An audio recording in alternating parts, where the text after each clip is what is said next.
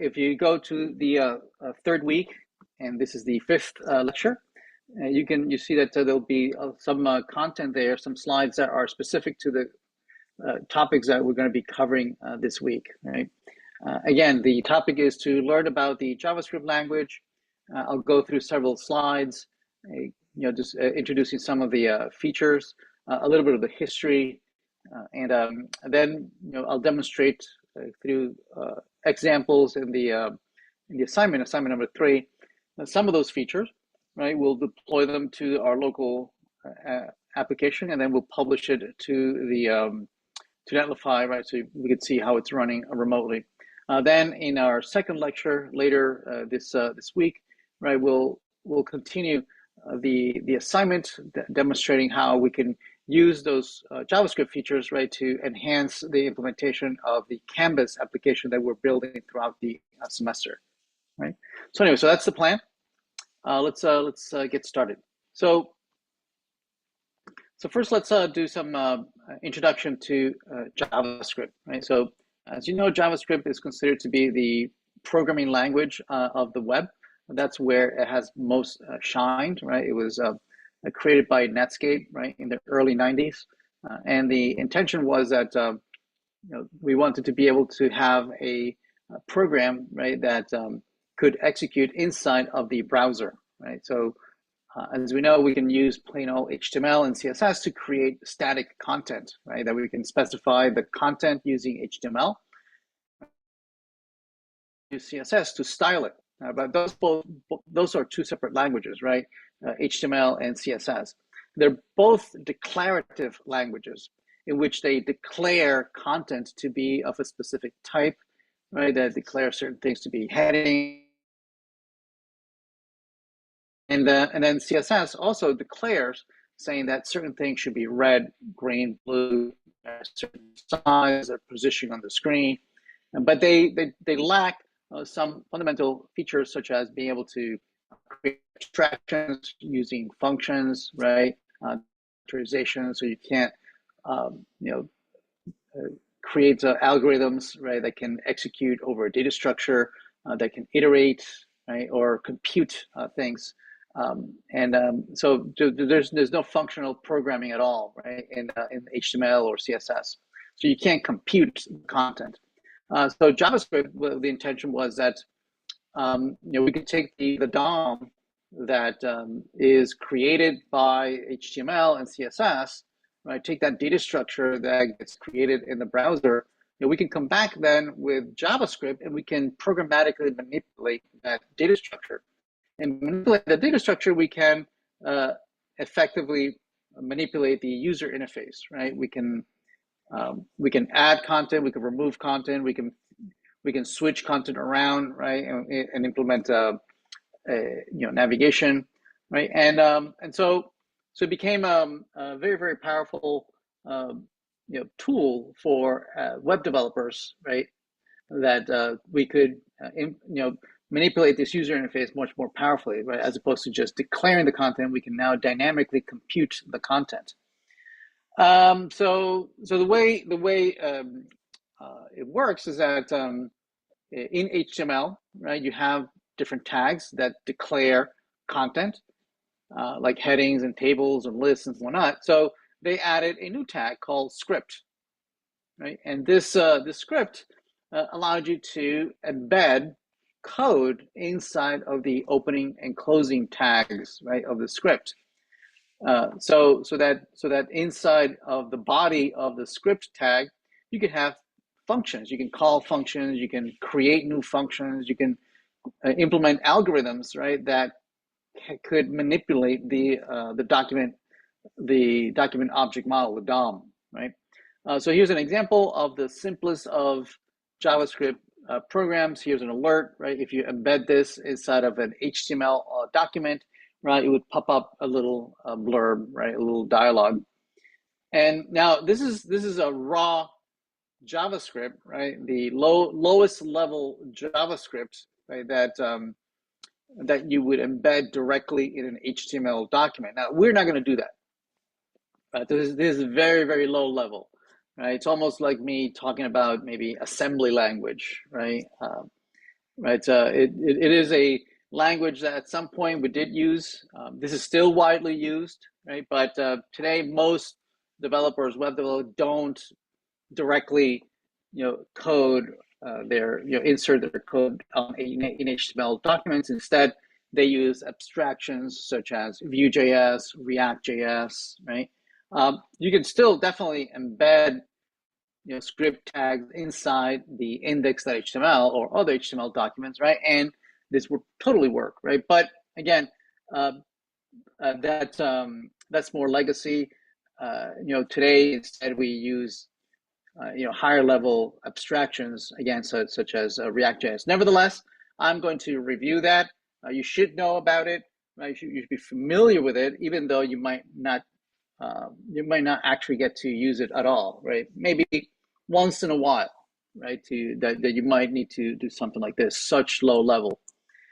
So here's a few other things that you can include in a script tag, an alert box. You can do a console log, allows you to print to the console in a browser, right? If you look at the web dev tools, right, that we have been looking at, right, we looked at the elements tab, right, that allows us to see the DOM, right? There's also the styles tag that allows us to see the CSS. Today, we're going to introduce a new set of tabs in the DevTools, right, that are going to allow us to see console, right? These programs that are running in the browser, right, they could print out, values to the console, and they're useful, for debugging, right? Where you can print out where you are in which line and what function and whatnot, or data to the console. Another very powerful, for which is much more mostly known JavaScript, is that there is this document global variable called document, right? And this global variable or global object instance, right, is it contains the API, right, that allows us to interact with the browser, right, to interact with the DOM, right, the DOM data structure, right, that is the hierarchy that gets built in that the browser uses to then render the user interface, right? You can manipulate the DOM using this document object, right? And in there, you have all sorts of functions in there, right? One of the most common functions is the write function, like this, document.write. This allows you to add to the DOM, right? If you keep writing, all that content gets appended, right, to the document object model data structure, and then and by extension, right, drawn on the screen, right? Now you can write just plain text like this, or you can write HTML snippets, right? And that snippet will be added to the DOM, right? Will be parsed, right? And then added as an instance object node, right, in the hierarchy of the data structure.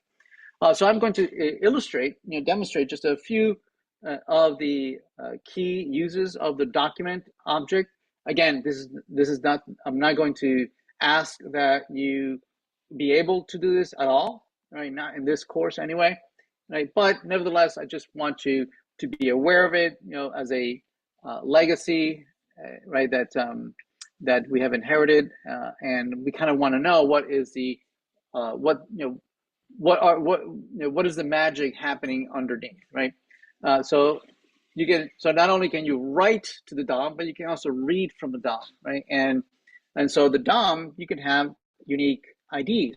We have been these unique IDs declaring ID attributes with the values, right, all throughout different assignments. Well, you can not only can you add content, you can also read content, retrieve content from the DOM by their primary key. Right? So you can say the ID, and here you can grab it. You can say, well, get me the element, the node from the DOM, right? Give me that node in the DOM, right? Grab it by its ID. And what this will do is that it will start at the root of the DOM, right, and traverse this hierarchical data structure looking for the item, the node, right, whose ID is hello, right? Once you have an instance of this object, there's a whole bunch of properties that you can manipulate. For instance, if it's a div or paragraph, well, there in the body of the paragraph, there's text, right? And so you can override what text is going to be displayed in that paragraph, right? Or you can append content inside of an element. You have an element that you can put content inside of that element, right? Could be text, it could be more HTML. So for instance, if you have a UL, right, the UL contains line items, which is again HTML. So once you have a node, you can say, okay, well, I want to write inside of the body of that element, right? And I want to put some content, right?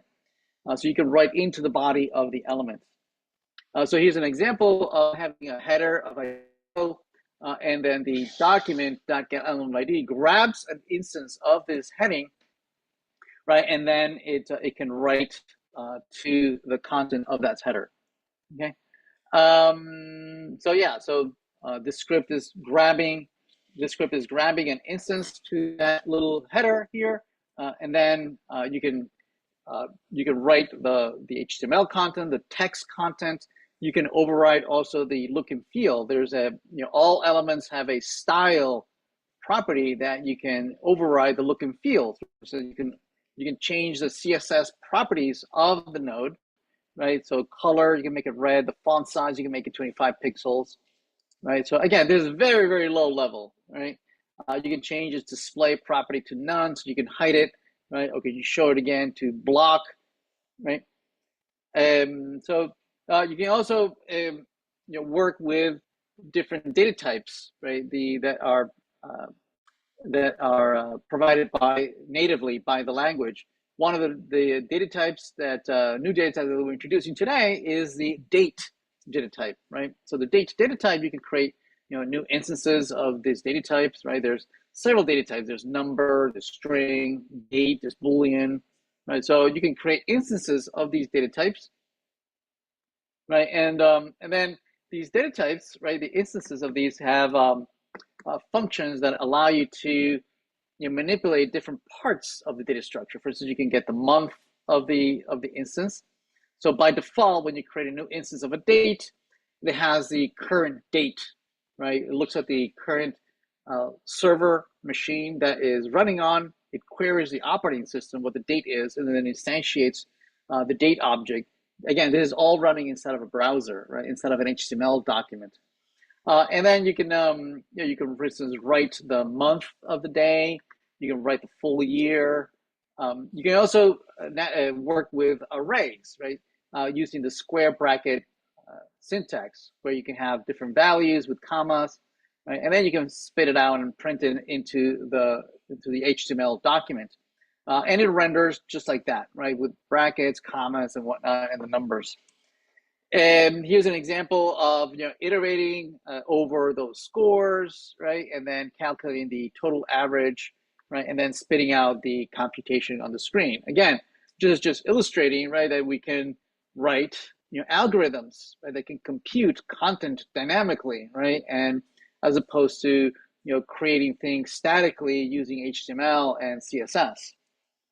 Here's another example of, now that we have the scores as an array over here, we're going to display as a list. So we can write HTML, right? So this would add a UL element on the DOM, right? And then you can then print several line items, right, that contain the scores, right, displaying the different scores in the array, right? And then you write the closing UL. So this whole writing, right, to the DOM, it's as if you've written this manually, right, in the HTML document, right? But the whole point here is that we want to be able to do this programmatically, not manually, right? Because either the work is too big, right, is overwhelming, and we want to break it out into smaller pieces, right, and into manageable pieces that might be reusable, right? So JavaScript allows us to use functional programming,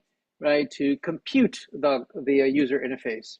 Here's another example of displaying the same content, but in a table, right? So here we were writing each individual content right away. So document.write UL, document.write li, closing li, writing the. Or instead, another approach is to compute an entire string first, right? So you concatenate a very long string, and then once you have the entire string computed, right, you write it only once. That's another strategy, right? So for instance, here we're computing the string starting with an opening table, right? And then we are appending the table row, right? And then we're appending a TD for each one of the columns, right? And we're iterating over the scores, right? With one row that has many, many columns for each one of the scores. We add each one of the rows, right? And then at the end, we close the table, and now we have this table being a very long string, right? That has the opening table, the rows, the table data, row, table data, and then at the end the closing table. So we have this really, really long string, and then we just write that one string to the document, and boom, it displays the table on the screen. Okay. We also have event handling, where you can click and interact with input fields, buttons, things like that, right? And you can associate functions that get executed when you click on these buttons, right? So they could run some algorithm, add content to the screen, remove content from the screen dynamically, right? So all that we're going to be learning throughout our JavaScript coverage. So here's a function. You can declare functions. And then you can invoke them right from clicking an object or button or anything's clickable in HTML, right? Not only buttons. Mostly buttons, you want to make them clickable, but really any element could be a button. Instead of embedding the code right inside of the HTML document, right, a better approach is to move all the code into a separate file, right? So for instance, we could move all these functions and algorithms that I've shown you so far, right, and just move it into hello.js, right? And then you can import those into your document. Now, typically the importing of all these JavaScript files is done at the head of the HTML document. But oftentimes you'll see developers actually loading these files at the bottom of the body. So even though this is syntactically incorrect, right, it's a very common practice since these files could be pretty big, right? They could be libraries. It could be the jQuery library. It could be the React.js library, right? And so these take time to download, right?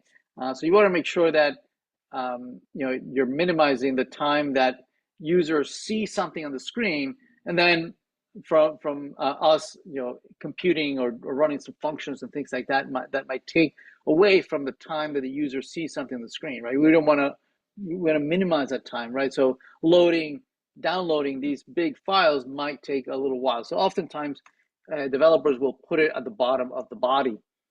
So here's a couple more examples on implementing a little calculator where we have here an input field where we can read the value of the input field, right, by grabbing a reference to the input field by its ID and then reading the value of the input field. So if you have typed something in the input field, we can read it, right, using the elements.value. So for instance, if we want to implement a little calculator, we might have two input fields, A and B, and then we could have several buttons, right? But that would add A plus B or multiply A plus B times B, subtract or divide, right? And so each one of these functions could read the values that you had typed into these two input fields, compute the value of adding or subtracting, of multiplying or dividing, and then writing, right, the inner HTML of the span with that, which has the results, right?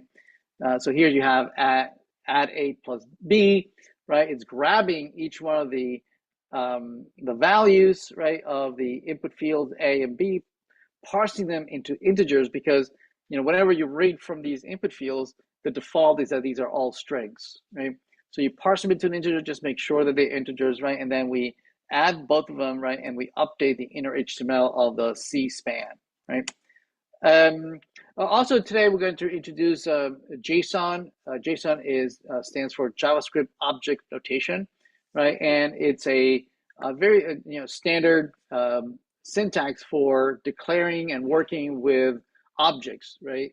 Formatted for JavaScript. They're that there's the native format or syntax for working with objects, arrays, and things like that, data structures in general in the JavaScript language. And basically, it consists of declaring multiple properties, right, inside of a curly bracket, right, and each property can be given a value using this colon syntax. So you say property colon and then the value. Now all these values right now are integers, right? They're whole numbers, but each one could be a separate property. Another one could be an integer. Another could be a Boolean. It could be another nested object, right? So objects within objects, or it could be arrays in there, right? Or arrays that contain other objects that contain other arrays. So you could have, arbitrarily complex data structures, right? That represent some kind of state information inside of your application, and we'll get to work with that quite a bit. And then once you have the data, you can then use the dot notation, right, to navigate through the data structure in each one of the properties and sub-properties, right? So following this dot notation. And so here's an example of navigating through the house object. So we call this an object literal, right? Just like 3 is an integer literal, right? It's literally the value 3. This curly bracket syntax, we call it an object literal, right? It's literally, we give you the properties and the values right there. So we're not like instantiating or calling some function that calculates this, right?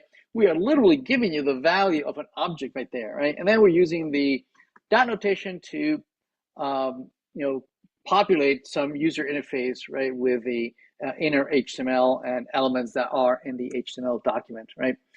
Strict, this was early on when JavaScript was still not very mature, right? And it allowed us to do certain things that are somewhat frowned upon today, right? For instance, you were allowed to use a variable before you declared it, right? And there's certain things like that. For instance, also they use the equal sign, right? That is not very strict. Like it compares whether the two values are sort of the same, right? So for instance, the character 1, it is equal with the numeral 1, right? And you must say, well, why? Well, because you cast one to the other, right? And so you can sort of say that they're the same, but they're not, right? So we discourage some of these early issues with the language, right? And so one of the earliest solutions to this was to use this string at the top of each one of the files, the JavaScript files, would tell the browser to be much more strict about not allowing doing some of the more dangerous things with the language, right? That were very error prone or made it easy to create bugs, right, and harder to debug. So Ustreak was the earliest solutions to this. Today, we don't have these issues because we're using a much modern version of the language. We're using ES6, ECMAScript. Also, the official name of the language is not JavaScript at all. It's ECMAScript, right? And so we're going to be using the latest version of ES6 of ECMAScript, right? IIFE, this was one of the earliest approaches to creating modules. And one of the biggest complaints with the JavaScript language was that there were no namespaces, right? Just like, in other languages, Java, C#, right? These are, you can declare packages and variables or functions or classes that you declare are typically declared inside of a package, right? And they're not accessible globally to anybody, where not in JavaScript. Everything was global in JavaScript. And so that made it very, very error prone, right? Very easy to write buggy code. And one of the solutions to this issue was to declare everything in a function, right? And variables that are declared inside of a function, those are hidden from prying eyes outside of the scope, right? So we could use functions for creating scopes, right? So again, this was a hack early on in the language. We're no longer going to be using this technique. All right. let's move on and talk about some more modern uh, versions of the language. So let's talk about ES6. So ES6 is a turning point in the history of the JavaScript language. In 2015, there were major updates to the language, right, that address many of the glaring problems with the language, including modules, the lack of scoping, right, and introduced many improvements on how to work with variables, constants, functions, the keyword this, right. So let's take a look at first at some of the newer uh, properties or features of the language, including variables. So variables was one of the first things that they addressed. So, for instance, the earlier versions of the language only had the keyword var, where you can declare variables, right, with the keyword var. And this syntax allowed something pretty weird where you could use the variable before you declared it, right?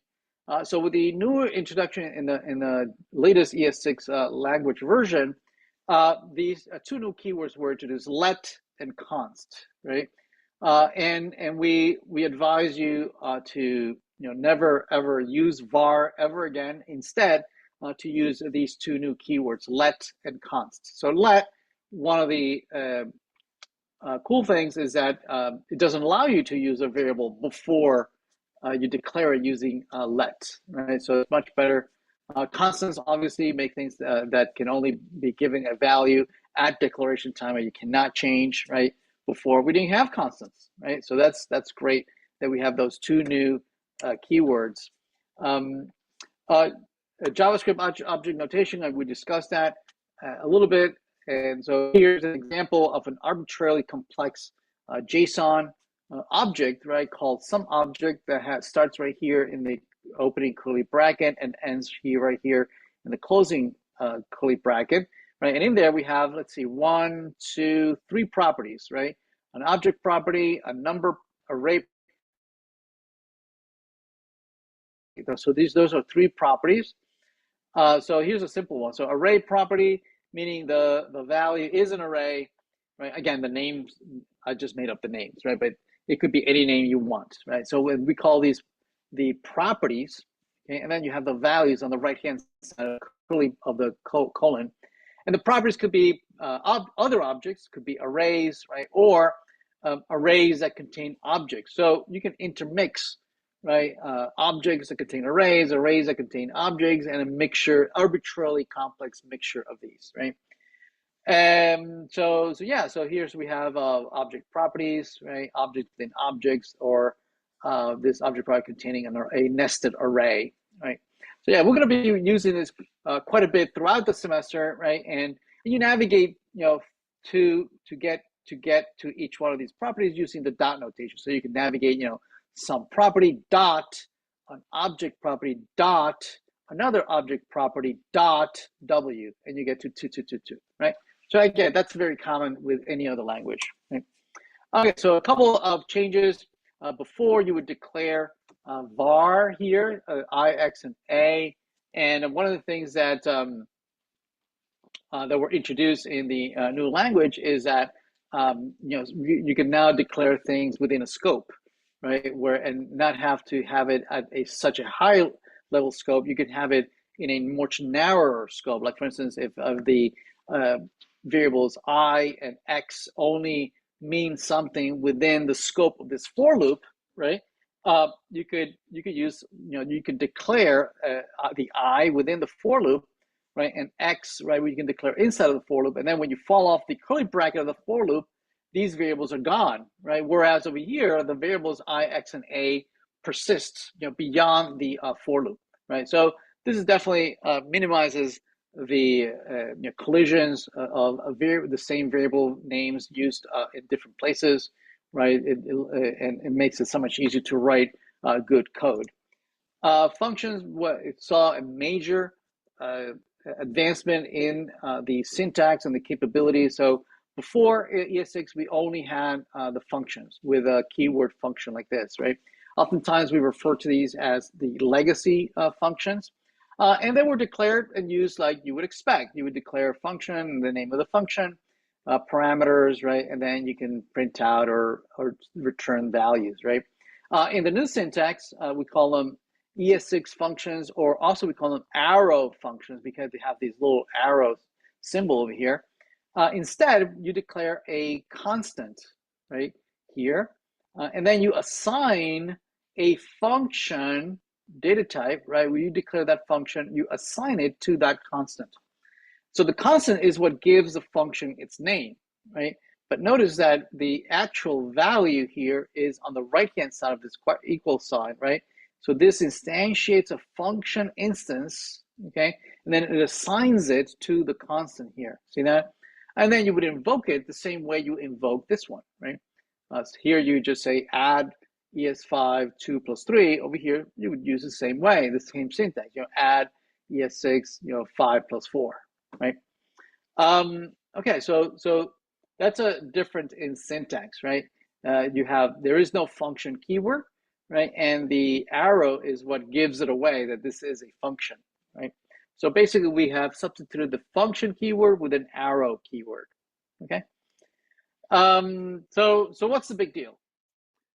So, well, one of the biggest changes is that you can be much more concise with these new syntax.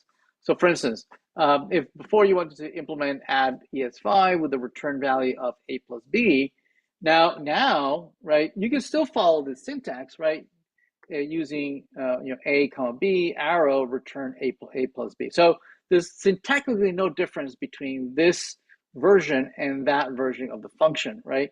Other than here I'm using the function keyword and here I'm using the arrow keyword. But in this new version of the language, you can be much more concise, right? If the only execution line in your function is a return, meaning you haven't gone through a whole bunch of loops and if statements and branches and blah, blah, blah, and there's nothing, you only have a return like we have here, then what you can do is you can drop the return keyword, you can drop the curly brackets and the semicolon. Well, actually, no, you said semicolon over here, right? And just only include the computation of whatever the return statements was doing. So, for instance, in this case, is just returning a plus b, right? So notice that I've dropped many keywords here, right? And many characters that I don't need anymore, right? And so it makes it so much more concise. Okay. Now here, it's iffy if you would do one versus the other, but it's much more dramatic when you see this used in a much more complex algorithm, which we'll see in a minute. So here's all of using that syntax. Right here we have squares. It has return b times b, and here it is b times b. Now also another syntax is that if the parameter list, right, only has one parameter, like here we have b, well then the parentheses are also optional. Okay.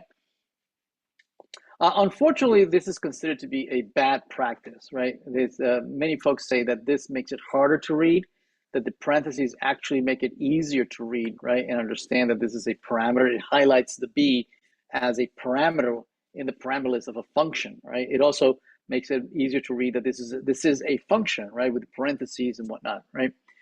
So most IDEs are configured to disallow you from typing this, right?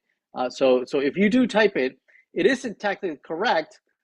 The IDE often will immediately add the parentheses for you, right? Because the default configuration is that it's much more readable, right, if you add the parentheses, right? Other things that were added and improved in the ES6 was the use of keyword this, right? In JavaScript prior to ES6, the keyword this, right, changed meanings as the execution of the program progressed, right? And it made it very hard, right, to do certain things. If you had this keyword only one, always the same value. Typically, in any other programming language like Java or C# or whatnot, the keyword this always references the instance of the object that you're in, right? Well, not in JavaScript. Right? If you use classes and JavaScript and whatnot, right, the keyword this actually is tied to the nearest function scope that you're in, right? So here, if you use the keyword this, here you have an array that you're iterating over, right? And then you're calling a function for each one of the array elements, right? So in here, the keyword this would be tied, right, to the instance of the function that you're inside, right? Which is not what we want, right? The keyword this would be, in every other language, right? The keyword this would be pointing or referencing the higher level object instance always, right? Not here. So a very common workaround, right, in ES5 in the old syntax is that you would store, right, in a local variable the value of the keyword this. You would store it in a local variable so that when you went inside of the loop, right, the function here, it would destroy the original value of this, right? But you would still have a reference to the old value of this, right? Before you went in here and this mocked up the value, right? Today we don't have that problem, right? If you use the arrow function, the new arrow function, the keyword this means the same everywhere, whether you're outside of the function or inside of a nested loop inside of another function. The keyword this always points to the same thing, right? Whatever it was before the function and inside the function, it's always pointing to the whatever instance of a class or object that you're in. Okay, so that's a great forward step with the language. Also, the language provides a default parameters. So here we have functions, and you can having a parameter list over here, and so if you want to make certain parameters optional, meaning that you don't have to pass the value, like over here, you can call f here just with one, right, which gets assigned to the parameter x. So you don't have to pass in y and z. The way you can do that is that you can give it a default value. Now you can't pass the values here for the values of y and z if you provide them here, right? And it overrides the default. Or if you don't provide them, it still keeps the default value declared here. Okay. All right. Let me close that. Close that. All right. Any questions so far?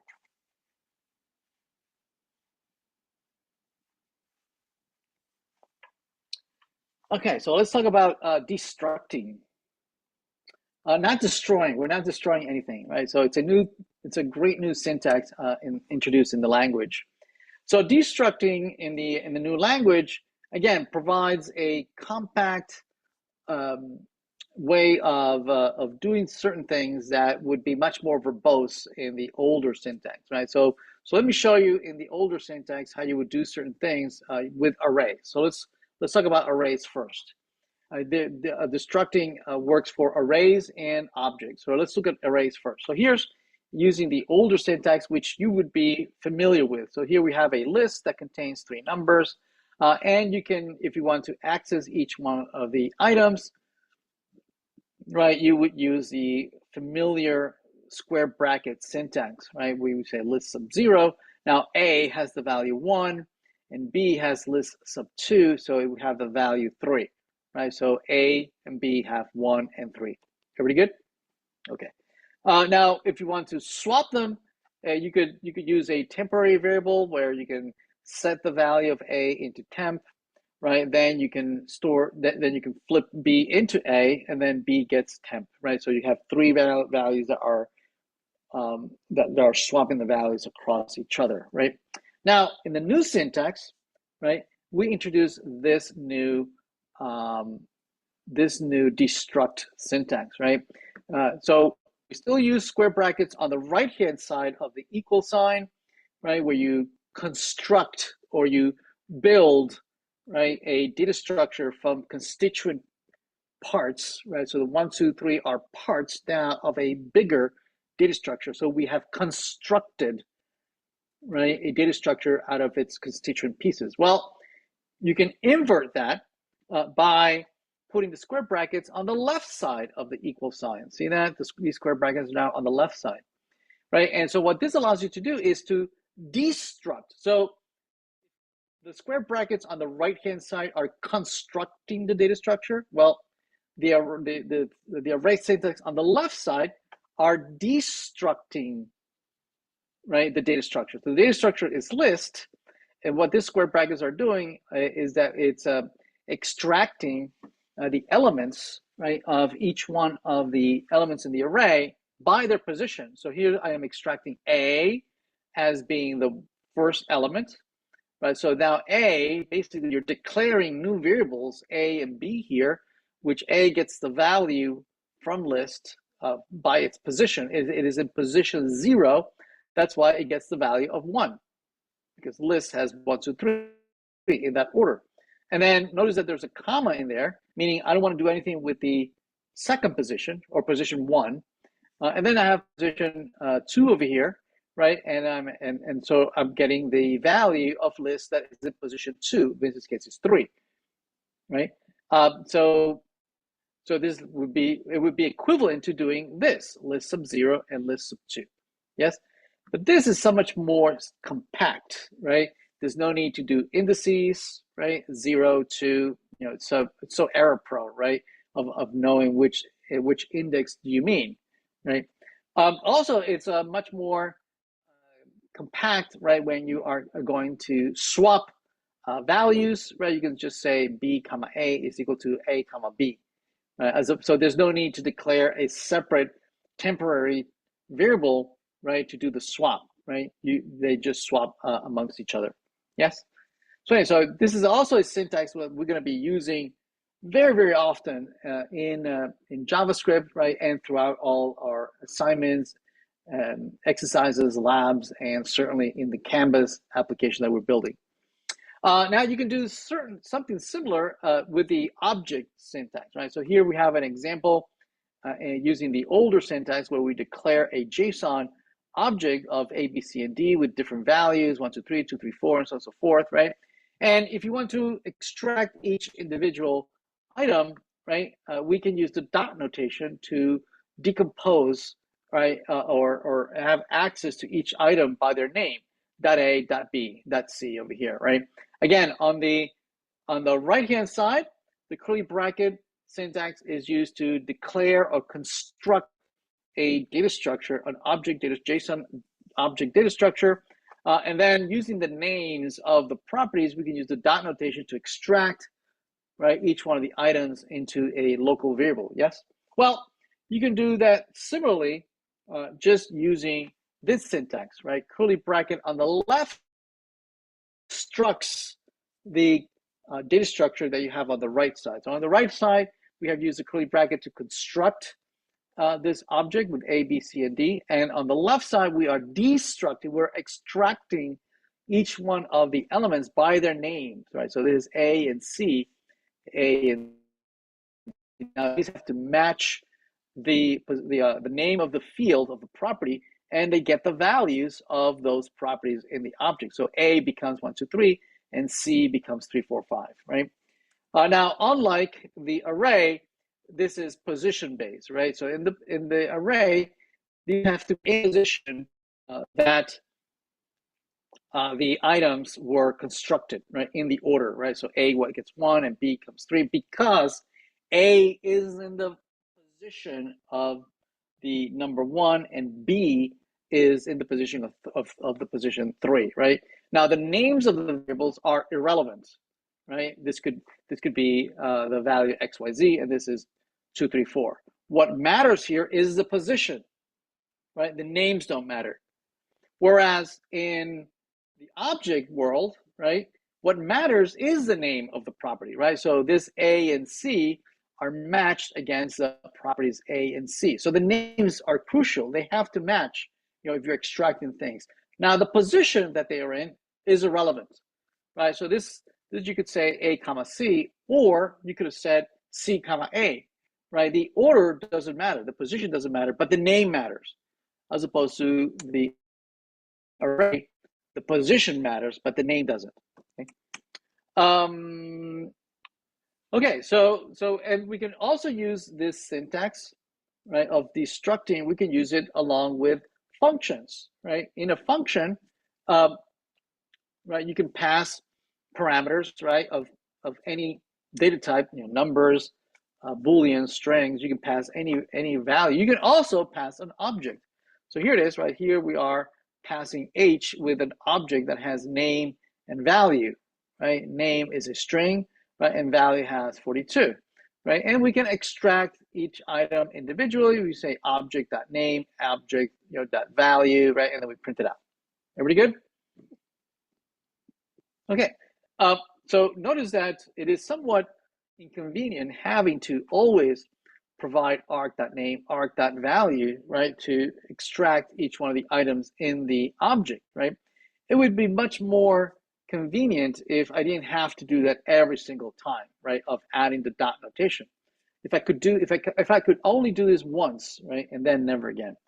So that's where destructing comes to the rescue, right? You can use also the destruct syntax, right, in the parameter list of the function.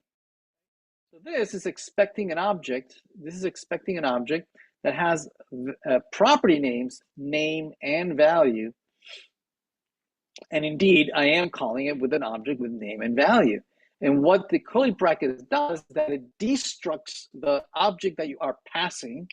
I am passing an object whose property is name and value. So this destructs this, and so assigns to the property, to the local constant name and value, the values of the object attributes or properties, right, that they're assigned to, right? So then now we can just, we don't have to use the name of the object that it's declared. We can just use the names of the properties themselves, right? Wait, what's the difference here? Oh, yeah, this is just illustrating the fact that the order of the declaration of these properties doesn't matter, right? Because again, we're using the names of the properties, not the position when you're doing object destruction. Now, what if you want to change the name, right? Because the name that you gave it in the object that you're passing, right, maybe it was too verbose, or maybe you want to rename it. Maybe these were too generic, right? And you want to give them a little more useful names. Here, you can rename them by using colon. So colon allows you to rename a property that needs to match. This name needs to match this, and this value needs to match this value. But you can rename them locally, such as N and V. It also works with arrays, although in arrays, the order does matter. So name here and value are getting the values of bar and 42 in that order, right? Because the name is in position 0 and gets the value of the parameter position 0 var, and then val gets the value of 42 in that order. So if I flip it around, it would not work, right? Yeah. Also, introducing in this version is again the overarching goal. One of the overarching goals was to make the language much more compact. So, for instance, if you find yourself that you have an object that we are declaring a property whose value is a variable, right? And here's another property, and the value is it's a variable.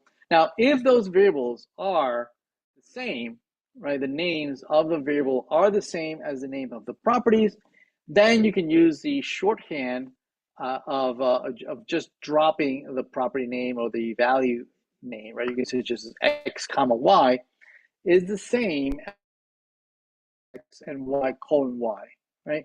Again, this syntax that we're going to be using quite often throughout the semester. All right, so become familiar with it. Okay, everybody good?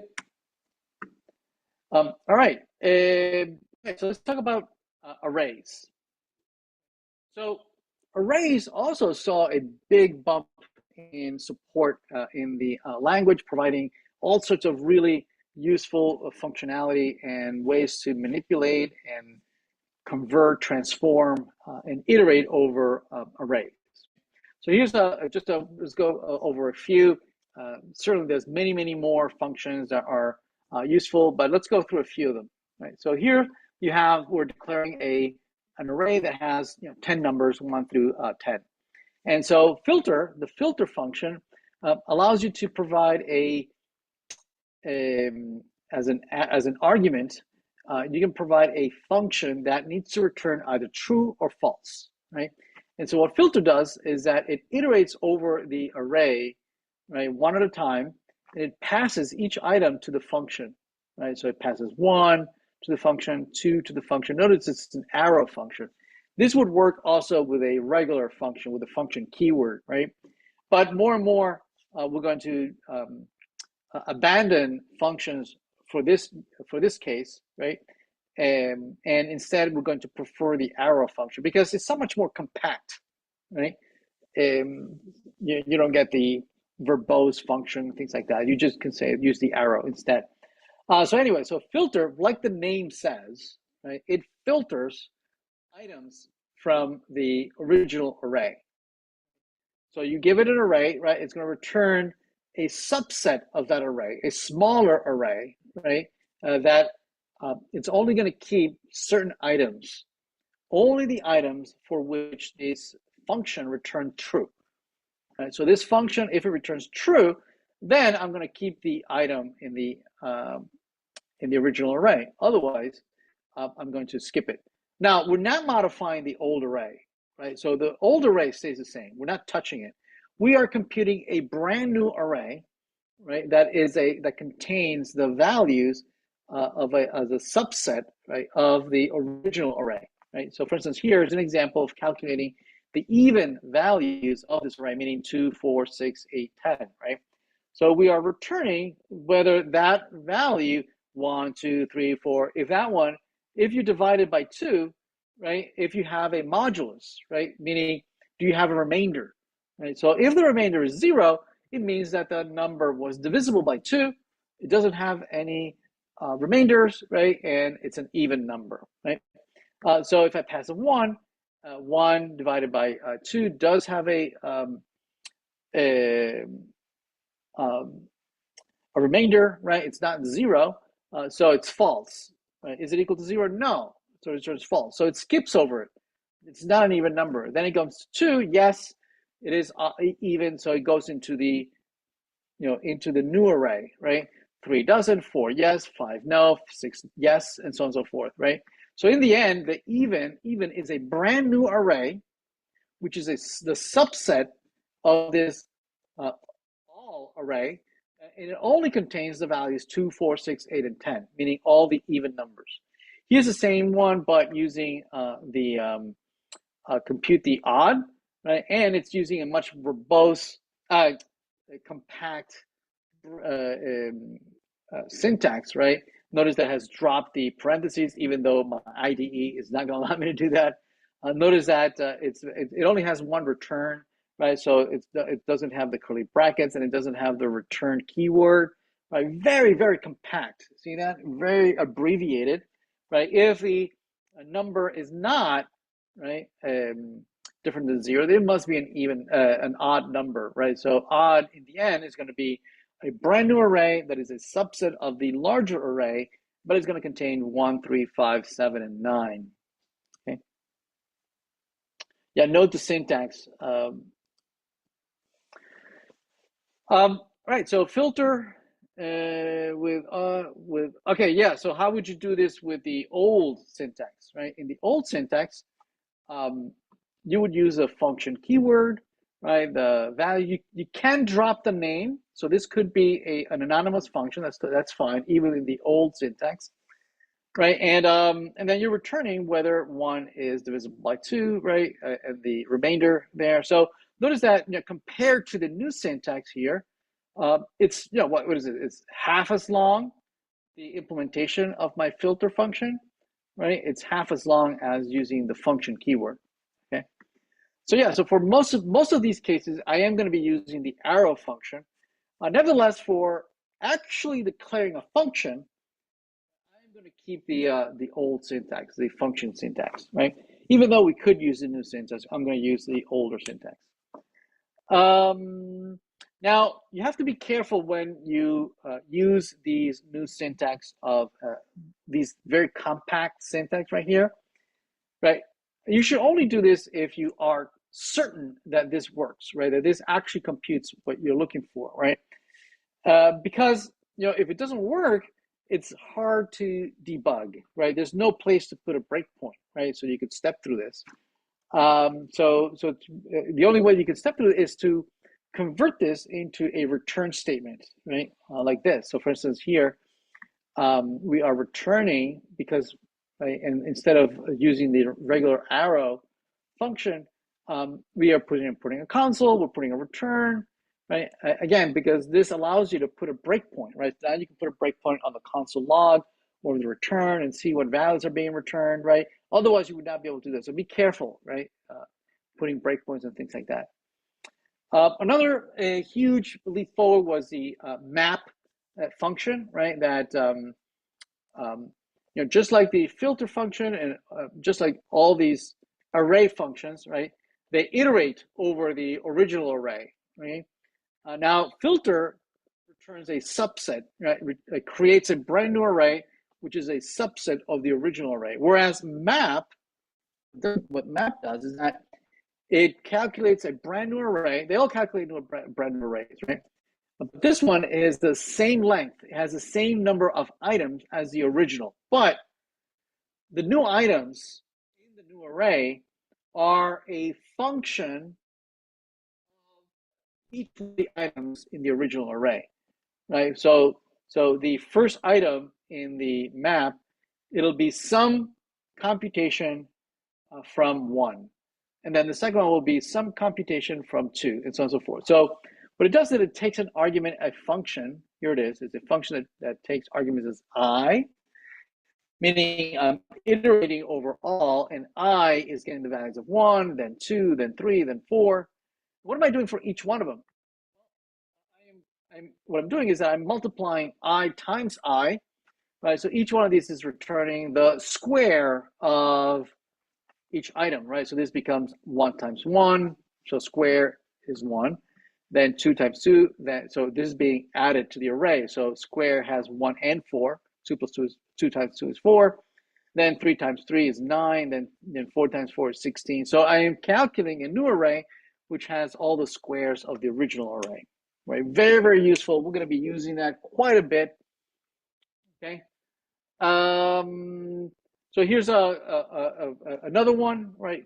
Find index, right? It's very similar to find, but whereas find returns the actual item, right, that it found, right? Find index returns the location where it's found, right? So let's take a look at this, right? So we have find. Find, again, iterates, all these iterate over the original array, 1, 2, 3, 4, 5.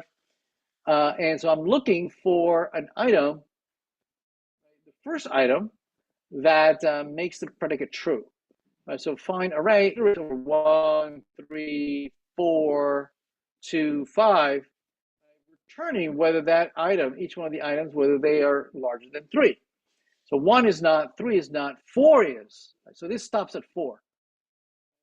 So what does this return? 4. Because that is the item that caused it to not be true anymore. I'm sorry, that makes it to be true, and so it stops. And so find index works exactly the same way, but it doesn't add value. It returns the location that it is, the index where it was. So if I'm looking for 3 or greater than 3, then 1, position 0, position 1, position 2, I found a 4, right? It's greater than 3, so its position 2 is correct. And then filter here, I only want the values that are bigger than 3, right? So I end up with 4 and 5, right? So filter computes a new array, right, with the values that make the predicate true. Okay.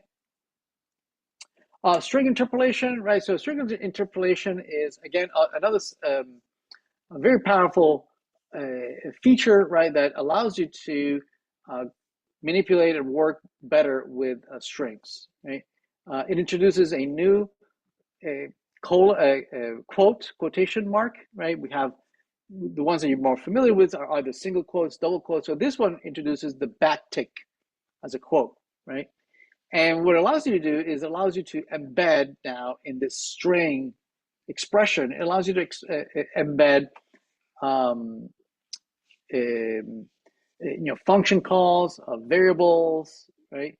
That they need to be able to render or be cast or evaluated as a string or number, right? Something that can be easily converted into a string, right? So here we are embedding, right, in this hello, blah, blah, blah, right? And we're using the object customer.name. In this case, is customer name Alice. So this notice it has a curly bracket around it and the $sign in front of it, right? So this evaluates Alice. So hello, Alice wants to buy, and this is the card amount. So amount, so 7. So want to buy 7 card product. So bar.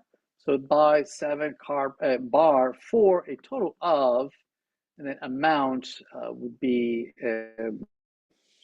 7 times unit price 42. So 7 times $42, right? And print out the console, right? So again, this is a string that we have dynamically calculated and we have concatenated together without using the pluses, right? An alternative to do this, right, is that you would use a quote, hello, close quote, plus, and then customer.name plus, right, comma, quote, want to buy, close quote, plus, right, card or concatenation. Now that is very error prone using the plus sign and whatnot, right? In this context, that is string concatenation, but in another context, it would be, number arithmetic, right? So to dispel any of those problems, right, this one has only one interpretation, right, is that we are building a string by concatenating them using this new syntax, okay? All right. And let's see, let's talk about modules. All right, yeah, so let's take a short break. And when we come back, we'll talk about ES6 modules, import statements, default, export, and things like that. And then we'll get started with the assignment. All right? All right, don't go anywhere. Right? We'll be right back.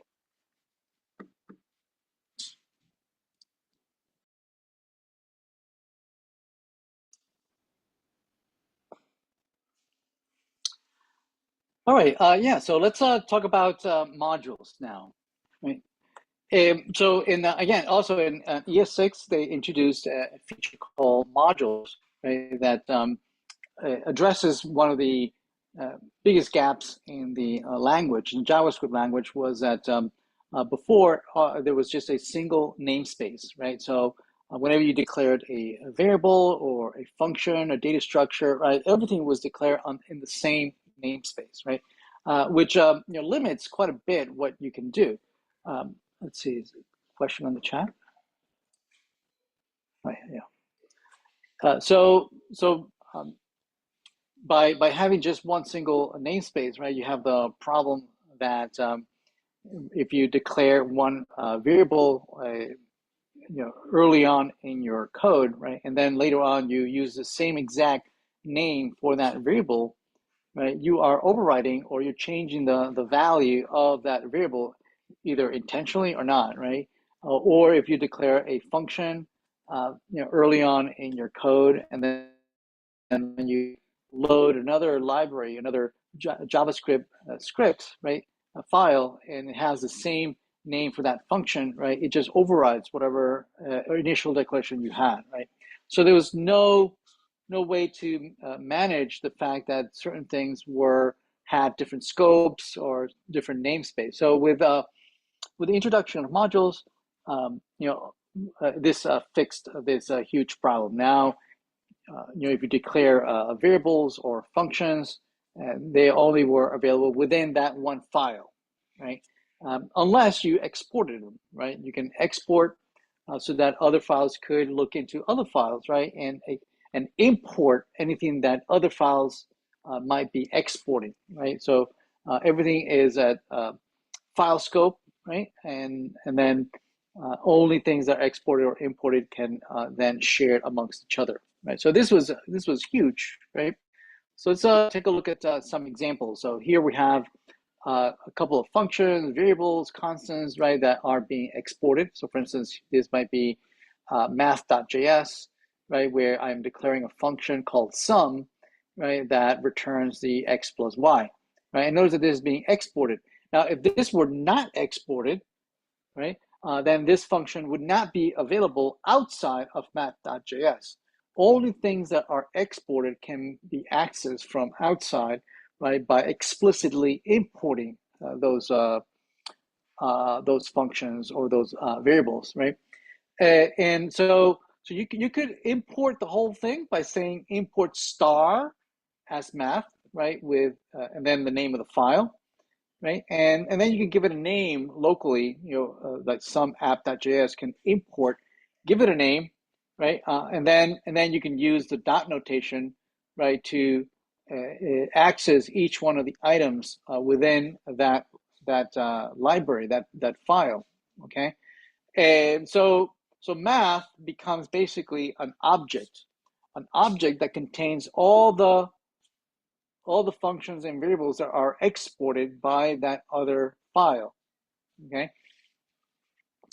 You can also use destructs, the destruct syntax where you have this curly bracket, which basically is that, just like math is an object that that includes all the items that are exported in the library, well, that object, right, instead of having to declare a new object name here, right, I can just destruct what is being imported from the other library, and I can destruct it right away and assign locally, right, these constants, which are going to have the values or references to whatever is being exported in the other file, right? And they have to match by name, right? So sum and pi have to match the variables and functions that are declared in the library or file that is being imported.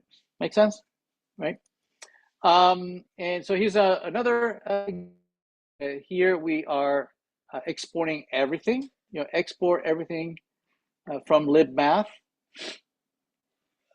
And here we have a variable being declared as the e constant, right? And but here's an example of declaring a default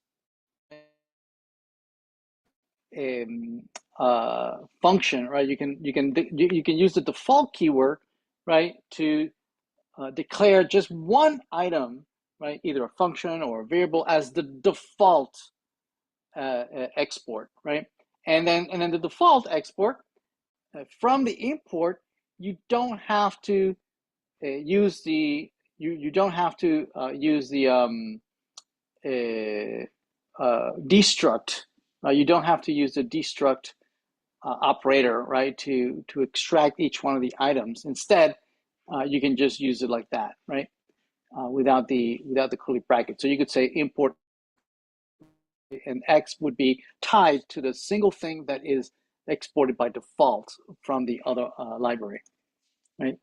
Classes, we're not going to be using classes, but real quick, right, you have the class keyword, right, where you can declare methods inside. One of the methods can have a special name called constructor, which is a constructor, right, which creates the instance of object instance of this class, which you can have parameters that initialize the properties. And the way you declare properties is by using the this keyword, right, where you can declare properties like ID. You can call local functions, right, and to initialize values. So, for instance, you can initialize other properties such as the x and the y if you provide in the constructor, You can extend, right? You can have inheritance where here you have a rectangle extending the shape class, right? Where you might take in the constructor other properties, right? That make sense for a rectangle like width and height, and the more abstract properties such as ID, X, and Y can be used to instantiate or initialize properties that have been inherited from the shape from the super class, right? So you can call super, and it must be the first line in the constructor, and you can initialize the properties for that super constructor, right? Plus, then you can initialize properties that are specific to this particular class, right?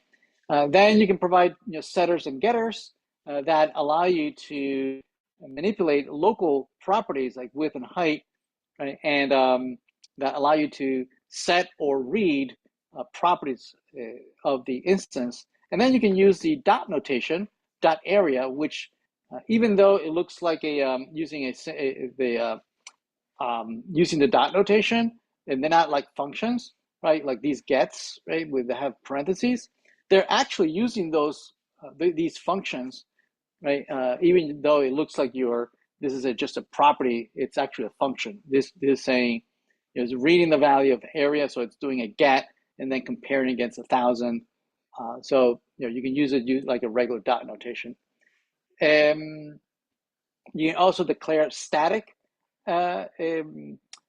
functions inside of a class, which allow you to have the same instance, the same implementation for multiple instances, right? So that it's not overloaded or whatnot, right? That you can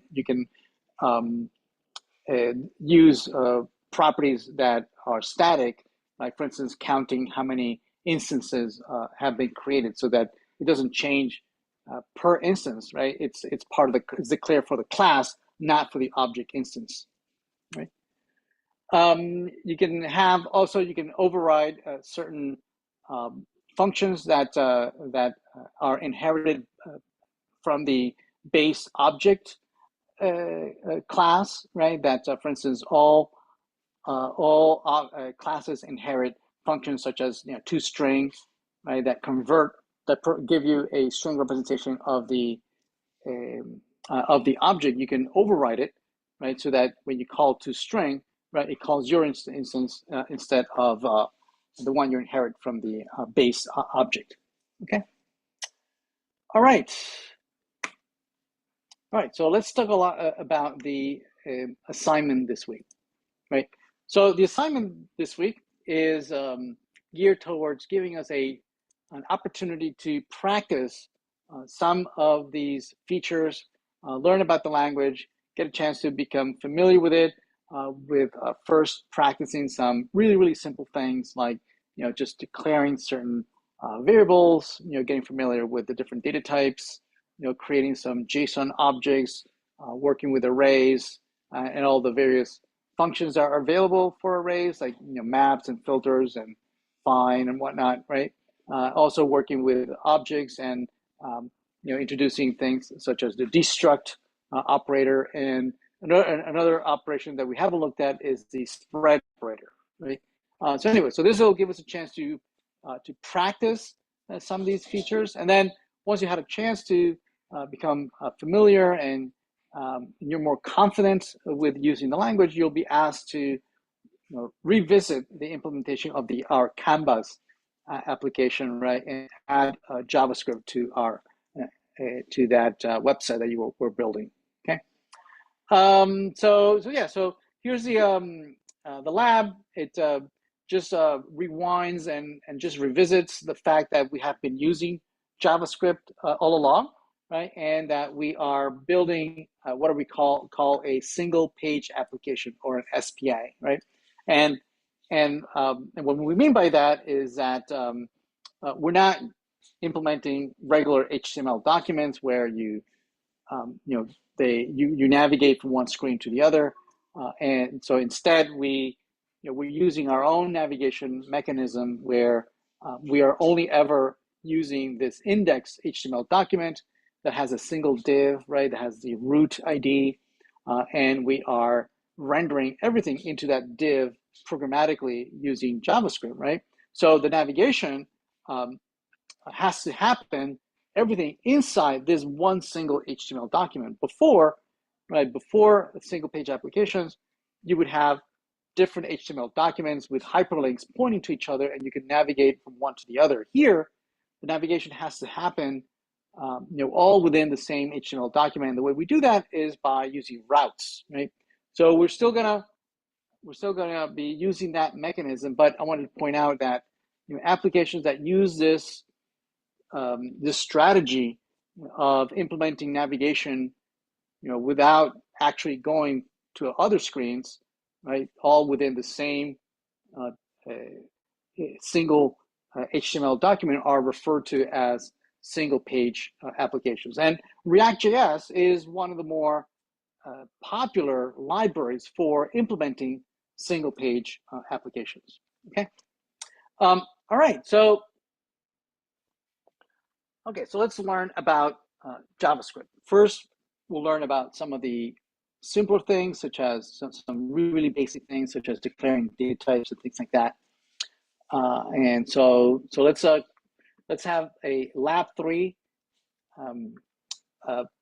screen, right, where we can practice all these new features, right? So let's take a look at what we have so far.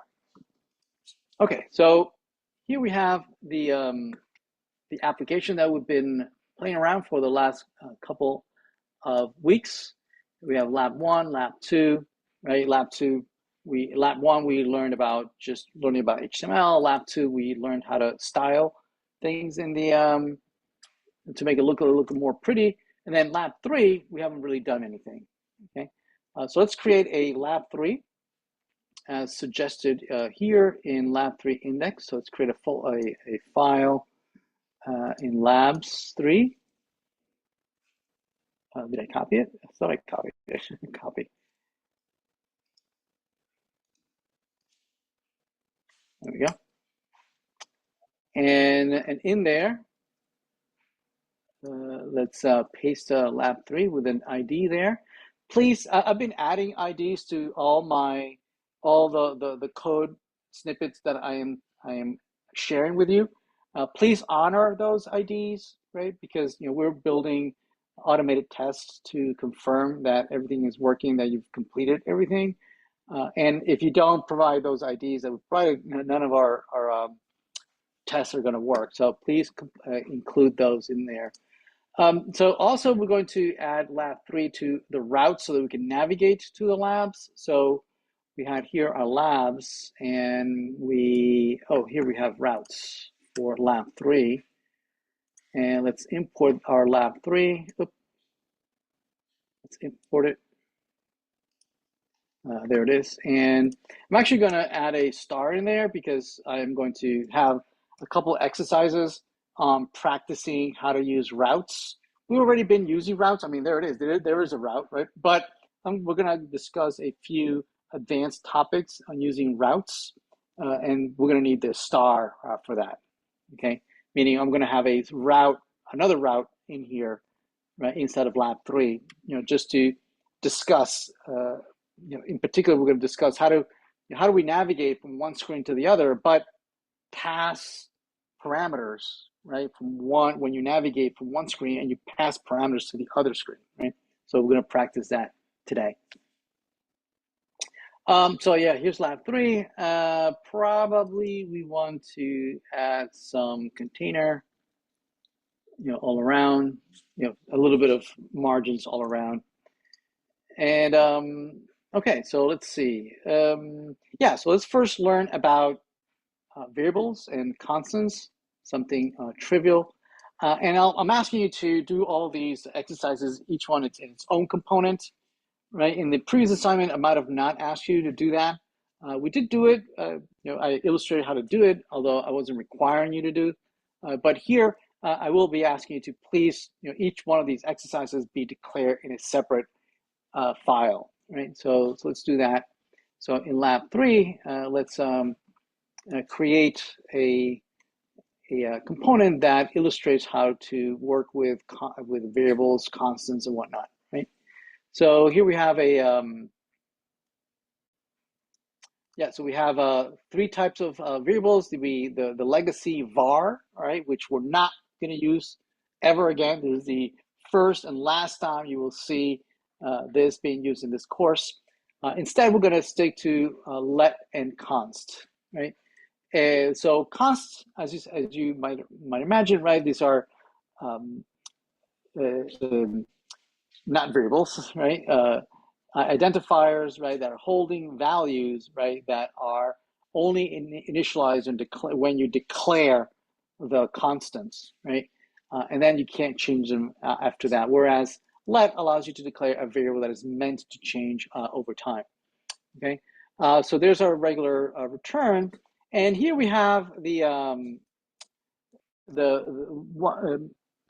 might have seen this in earlier assignments, but these the curly bracket syntax allows you to escape, right, the HTML syntax, right, and go back to the JavaScript syntax, right?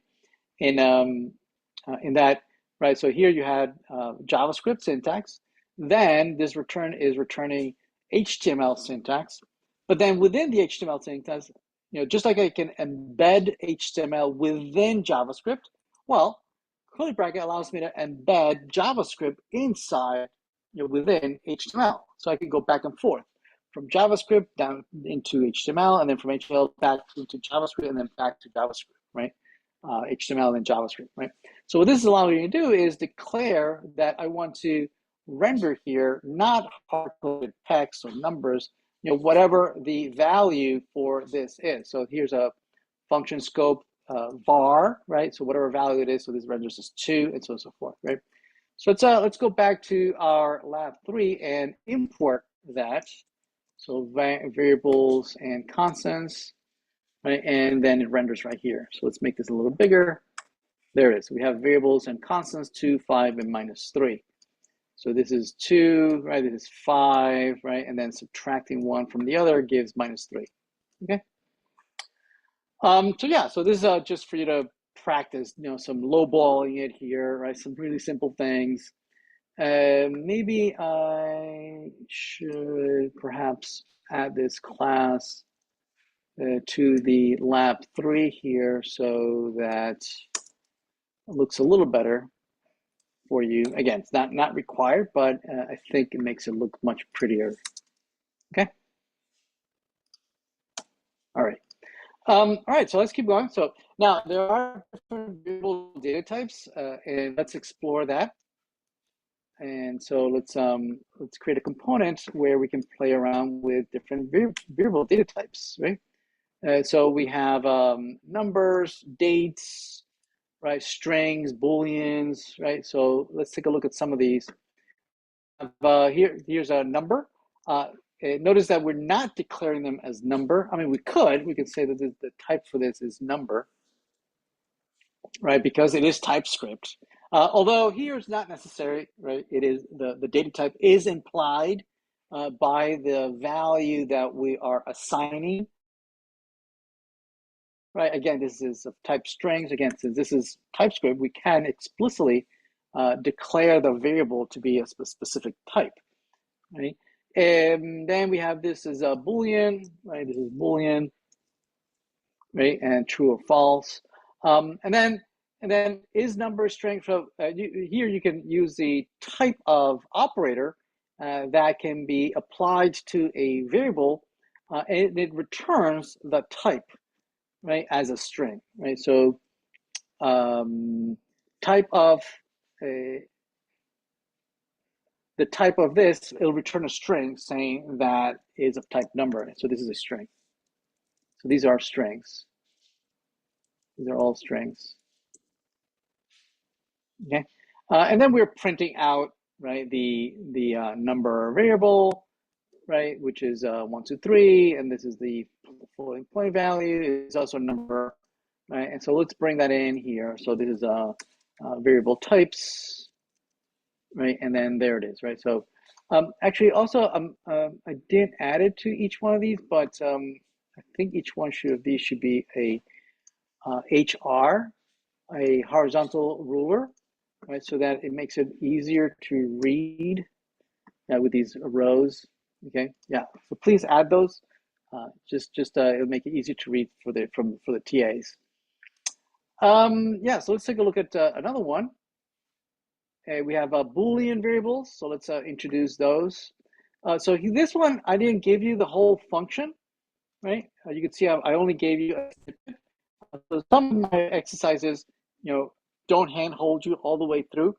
They just say what the expectations are, and then you just make sure that it renders as displayed here, right? So for instance, I'm giving you the name of the function of the file, and you can derive what the name of the function is. You should be able to know that this is TSX. Well, then you probably have a default export function.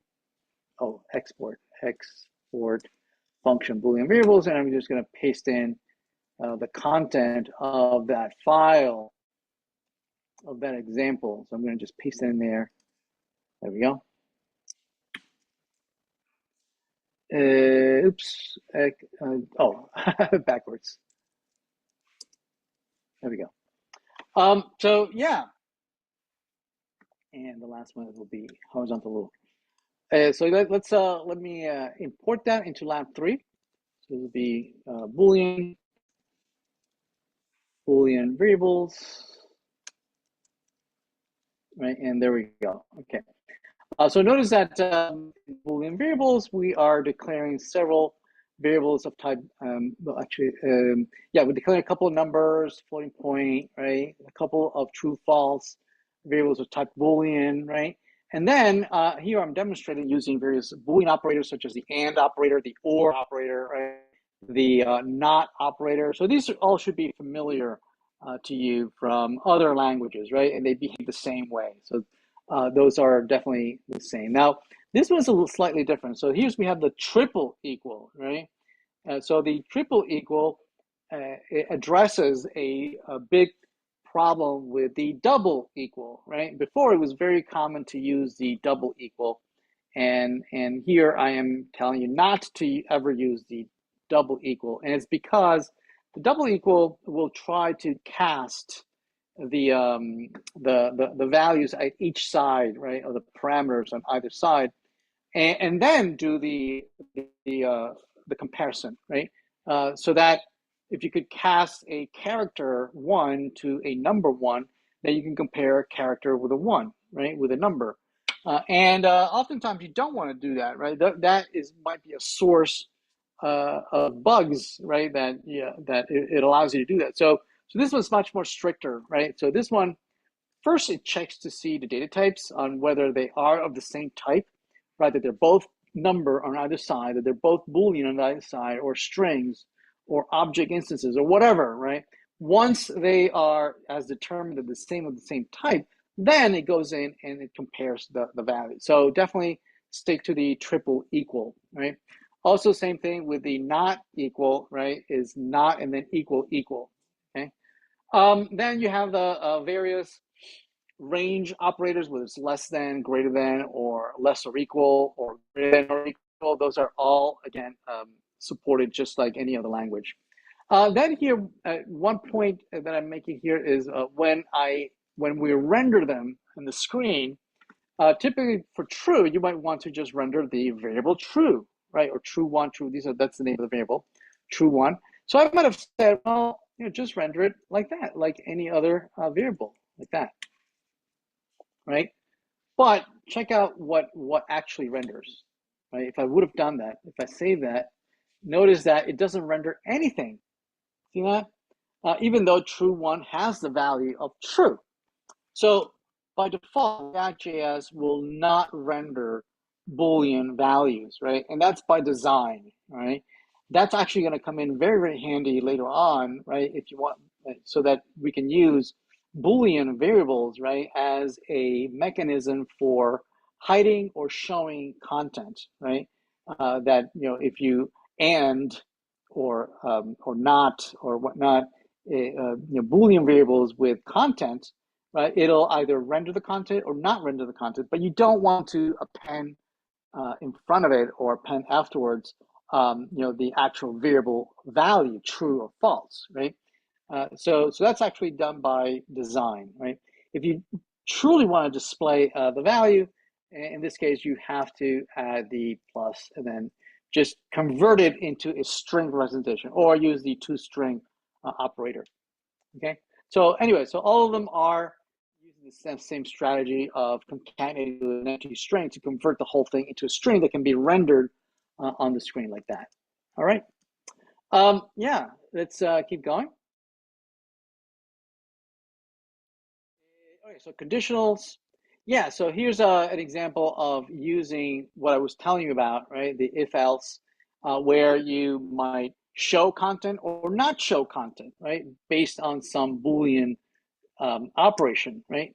So let's take a look at that. So a new file if else, let's create that. So a new file if else dot tsx, and then here we're going to export default function, and in here let's see what we got.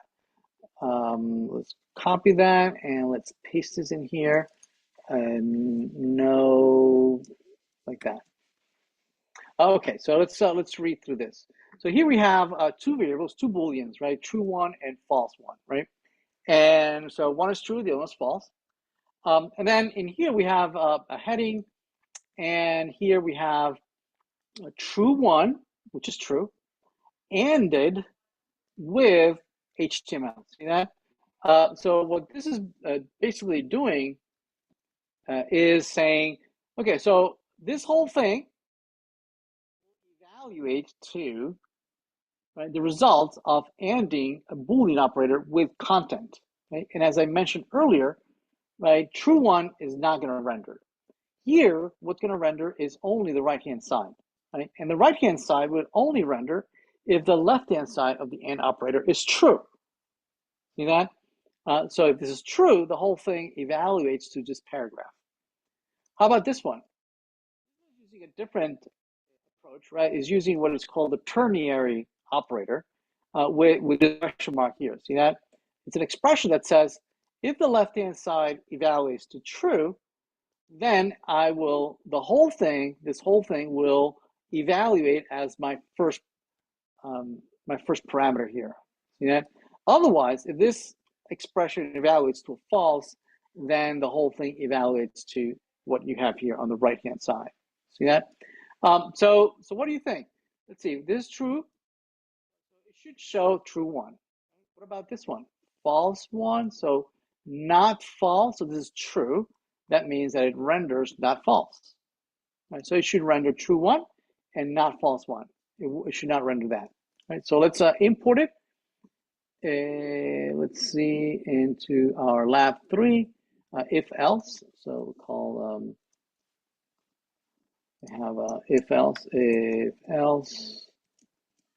There we go. So if else renders true one and not false one. Yep. So what we were expecting. Everybody good? All right. All right. So let's revisit that ternary, right? And we could, for instance, what we could use it for is for when you're logging in, right? If you're logged in, I'll welcome you. If you're not logged in, I'll ask you to please log in, right? So let's take a look at that example, right? So this will be, we'll create it in here, new file, ternary operator, and we'll create a function here. So export default function ternary, and we're going to copy paste the content in there. We're not going to have that. And let's close that up. So again, based on this variable, right, if it's true, then that you are logged in, I'm going to welcome you. Otherwise, if it's false, then I'm going to ask you to please log in, right? So again, this is a small little example of where you might use this, right? So let's import this into our lab 3. This is our ternary operator, right? And it's right there, logged in. So you are logged in and you are welcome. Yes, you are logged in, right? And you are welcome, all right? Okay. All right, so here are a couple of other examples, right? A little more involved. Let's see. Let's conditional output if else. So let's see. Let's take a look at this example. This is an export default, and let's copy the content. Let's talk about it. Oh, I don't need this.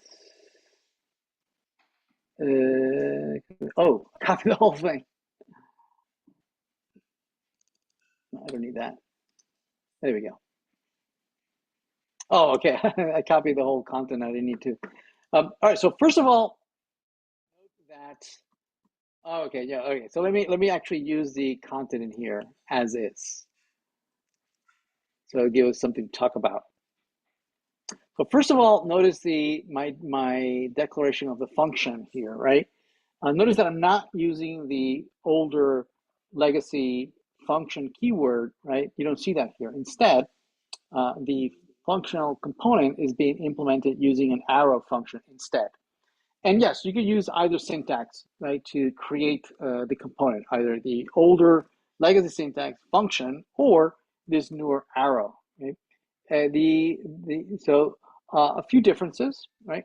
One of the main differences is that you cannot use the export default directly on the declaration of the constant. That's one difference. You have to then export it by default later, right? After declaring the function at the bottom, right? Then say, okay, well, this is actually the default export, right? And this only means that when you import it, right, you can import it by the name of the default, right? You don't need to use the curly brackets to do the imports, right? Which we haven't seen examples of that, right? We saw that in the slides, but we'll come back to see some of those a little later. So notice what's happening here. Notice that here you have logged in, right? And if it's logged in, this whole function, right, returns blah blah blah blah blah. Welcome if else. Otherwise, right, it's going to return this. Notice that we don't have a single return down here, right? Like we've done in other places, right? Actually, we can have another return here, which is going to return just null, which means that I can't because I have the if else.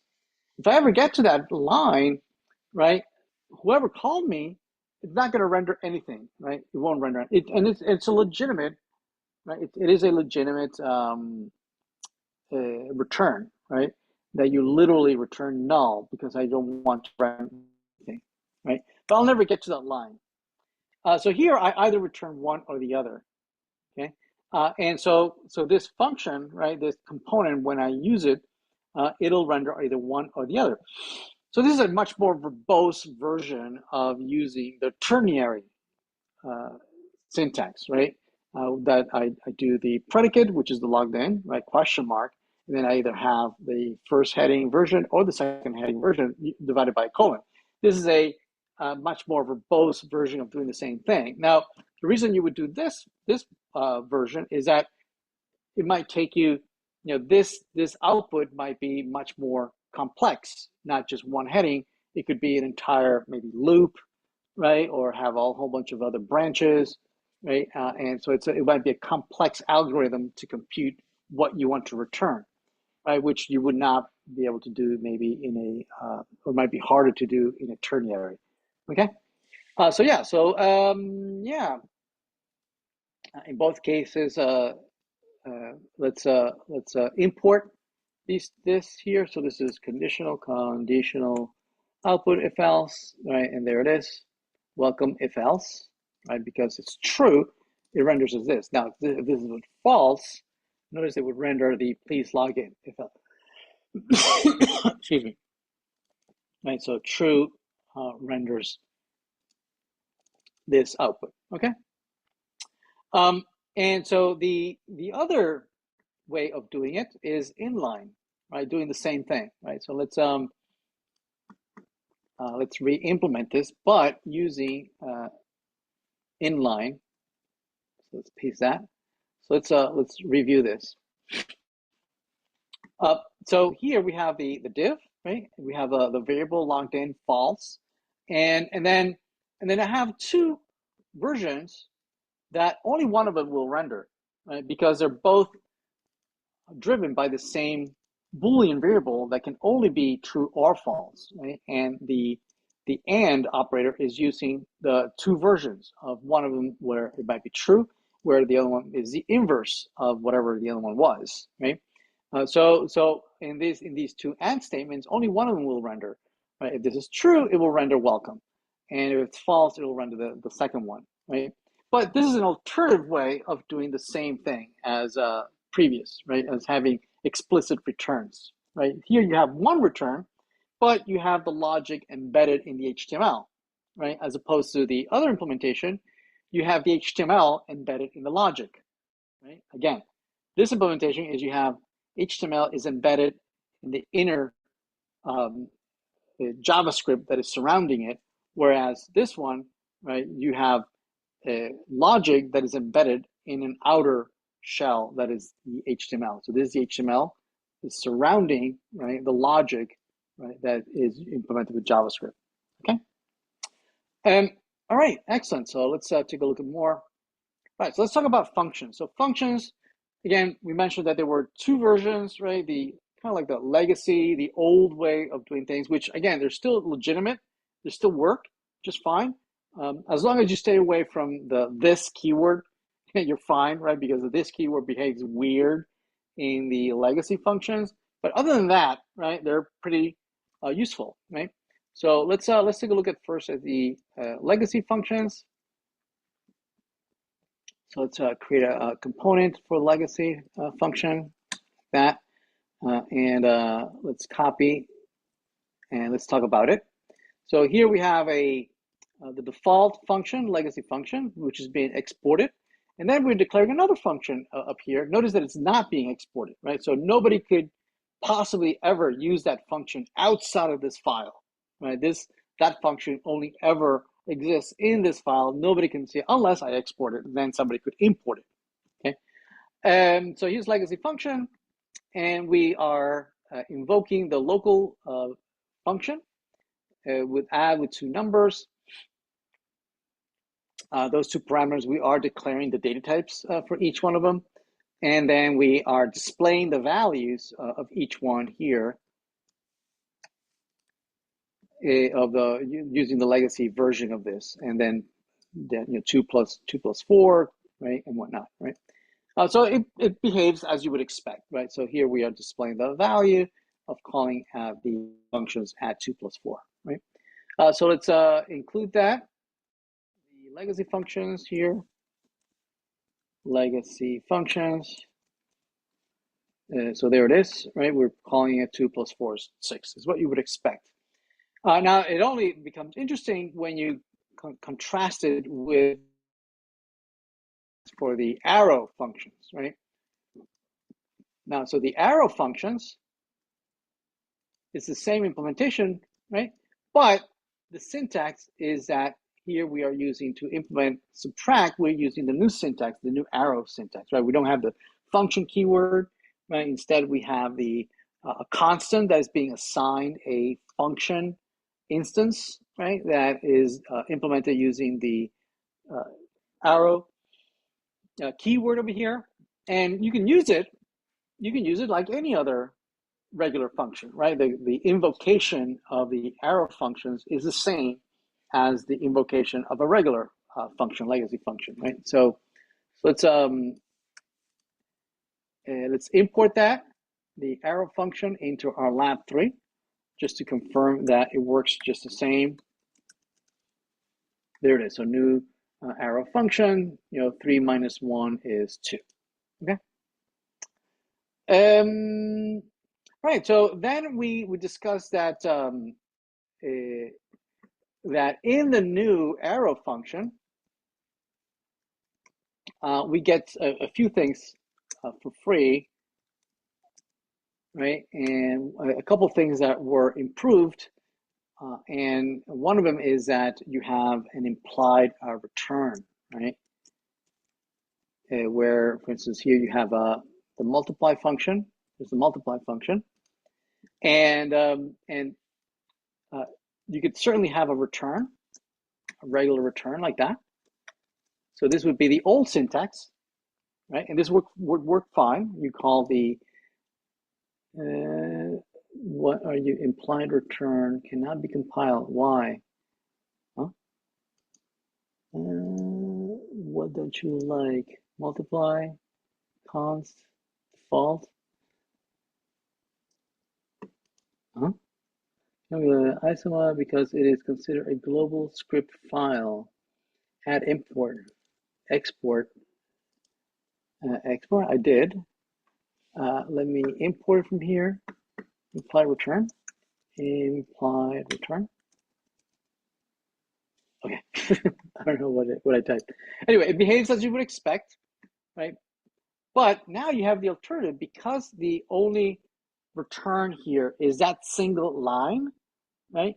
We can be much more terse, right? We can just remove that, remove the return, remove the curly bracket, right? And just be maybe just in a single line, you could do this, right? And it works just the same way, right? Now, in the older syntax, you could put a breakpoint, right? You could put a breakpoint. There's a line for you to put a breakpoint and everything. Now, when you remove, right, when you remove the curly brackets and the return, there is no breakpoint, right? So these are, you can't debug these, right? So ideally, you would maybe first implement it using the regular syntax, right? You debug it, make sure it works, right? And then maybe you can remove the return, right, to make it much more compact, right? Right, template literals, right? We played around with those. I'll let you play with them on your own. All right, so let's talk about data structures. All right, so let's talk about so data structure is just basically grabbing several data types, variables, constants, right? And typically they would be implemented as individual variables, right? But now you can combine them, different variables, different values into larger, more complex structures, right? Which we call data structures, right? And there are two basic types of data structures. And you have arrays and objects. Now, those objects could be implemented as either a literal object, JSON object, or it can be implemented as a class, right? That has its own setters and getters and property values, right? So let's talk about arrays and objects, right? So first, let's discuss simple arrays. Right, so let's declare a few things here. Let's see, and the simple arrays example, and let's display that. And here, again, we few variables, constants and whatnot, right? A number arrays. So this array contains numbers. This array contains strings. Ooh, look at this. This one contains HTML elements. That's pretty cool, right? And then you can combine them, right? So you can combine a variable that has mixed content, right? It has numbers here, right? With vars and let. It's this one has a constant. This has an array within an array, right? And this is a string array instead of a bigger array. So JavaScript doesn't mind you mixing and matching, right? Different values inside an array, right? It's very heterogeneous. And so, and then let's render it. Let's implement them, right? Let's render, see what it looks like. And so in lab 3, we are going to import, let's see, simple arrays down here. So this will be simple arrays like that. Let's see how that renders. So there it is. So notice simple arrays, this variable where we are displaying the number array, there it is, 1, 2, 3, 4, 5, this one, see that, which is this one, 1, 2, 3, 4, 5. Notice that this displays differently than the default bare bones JavaScript, the way it would display the arrays. In the bare bones JavaScript implementation of displaying an array, it would include the square brackets, the commas, right? Not just the numbers, not just the content, right? So it might seem like a step back, but actually it's a it's a feature, right? It's a great feature, right? Which will become apparent in a second. Right? So same thing with string 1 and string 2. When we display it here, notice that it just displays the content with no commas, right? No commas. What about this variable array? This variable array, notice that it has the value 2, this value 2, which is this one, the value 5 right here, right? Then constant, which is -3, this here is -3, there it is, right? Then it displays the number array, which is containing there. There's 1, 2, 3, 4, 5. There it is, right? Plus then the string array, which is these strings, and there it is. So notice that it's just a jumbled, contiguous concatenation of all the text values of each one of the constituent pieces of the array. No commas, no square brackets, which is a good thing, right? That's actually a feature. What this allows me to do is the following. Notice here I have an array that contains HTML as its elements, right? And notice that I can just bring in that array and render it and surround it with OLs. See that? So now this becomes what? It becomes a proper ordered list, right? With those 2 line items in there, right? Buy milk and feed the pets, right? Luckily, right, there are no square brackets, there are no commas, right? And I can just literally have the content L1 and L2, right? Oh, those 2 LIs, right? Those 2 LIs literally added to the DOM, right? Without the encumbrance of square brackets and commas, right? And they're not that otherwise I would need to strip them out, right? So that they would not render because these are OLs, right? I don't want the commas and the square brackets. So actually, it's a good feature that it's going to be used quite a bit in our development. You have array lengths, right? You can display the array lengths. So I'll let you do that. So adding and removing. So you can add and remove and mutate the arrays by pushing or slicing the elements from an array. And so let me demonstrate that. And let's talk about this example. And let's import it. So adding and removing in lat3. So let's do adding and removing. There we go. So in this example, I have 1, 2, 3, 4, 5, right? The same ones that I had earlier, right? String 1, string 2, blah, blah, blah. So this one is pushing, right, to the number array. This allows you to add at the end of the array, right? And pop allows you to remove from the beginning of the array, which I don't have a so push allows you to add, right? Pop allows you to remove from the array. And so when this renders, right, notice that it has that extra 6 here at the end of the array. So same thing with string array, right? We are pushing a new string to the 2, and then when it gets printed,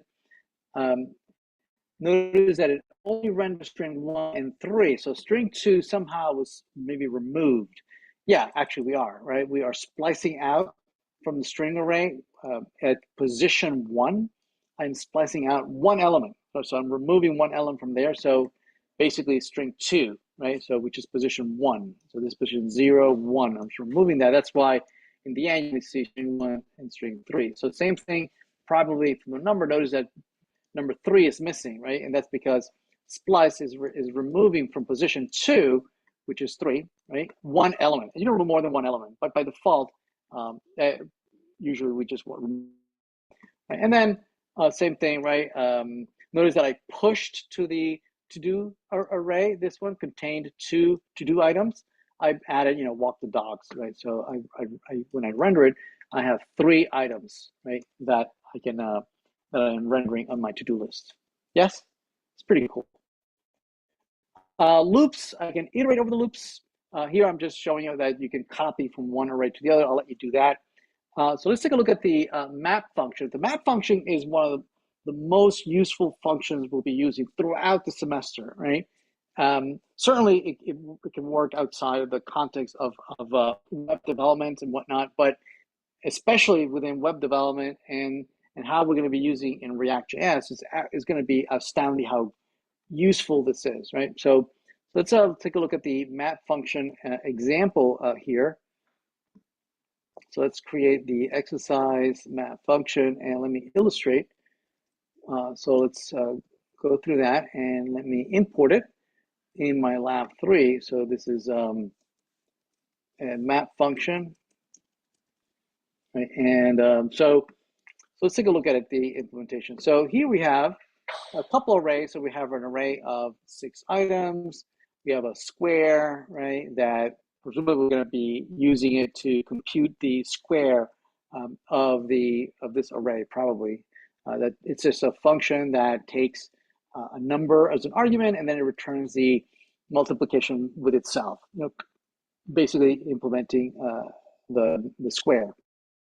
Then you have an array with two to-dos. Now here, the other implementation that we had earlier were using line items, whereas this one is just plain old strings, right?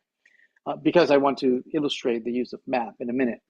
Okay, so I calculate here using map to compute a new array that has the old arrays, right? So this becomes 1 square, 2 square, 3, 4, 5 square, so forth, right?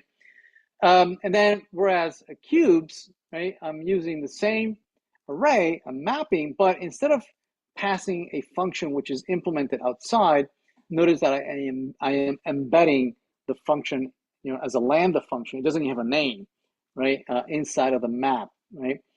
This is very common in JavaScript that we use functions like lambda functions that have no name, they're anonymous, right? Especially if these are functions that we're never ever going to use anywhere else but here, right? So these are kind of like throwaway functions, right? There's no need to even give them a name, right?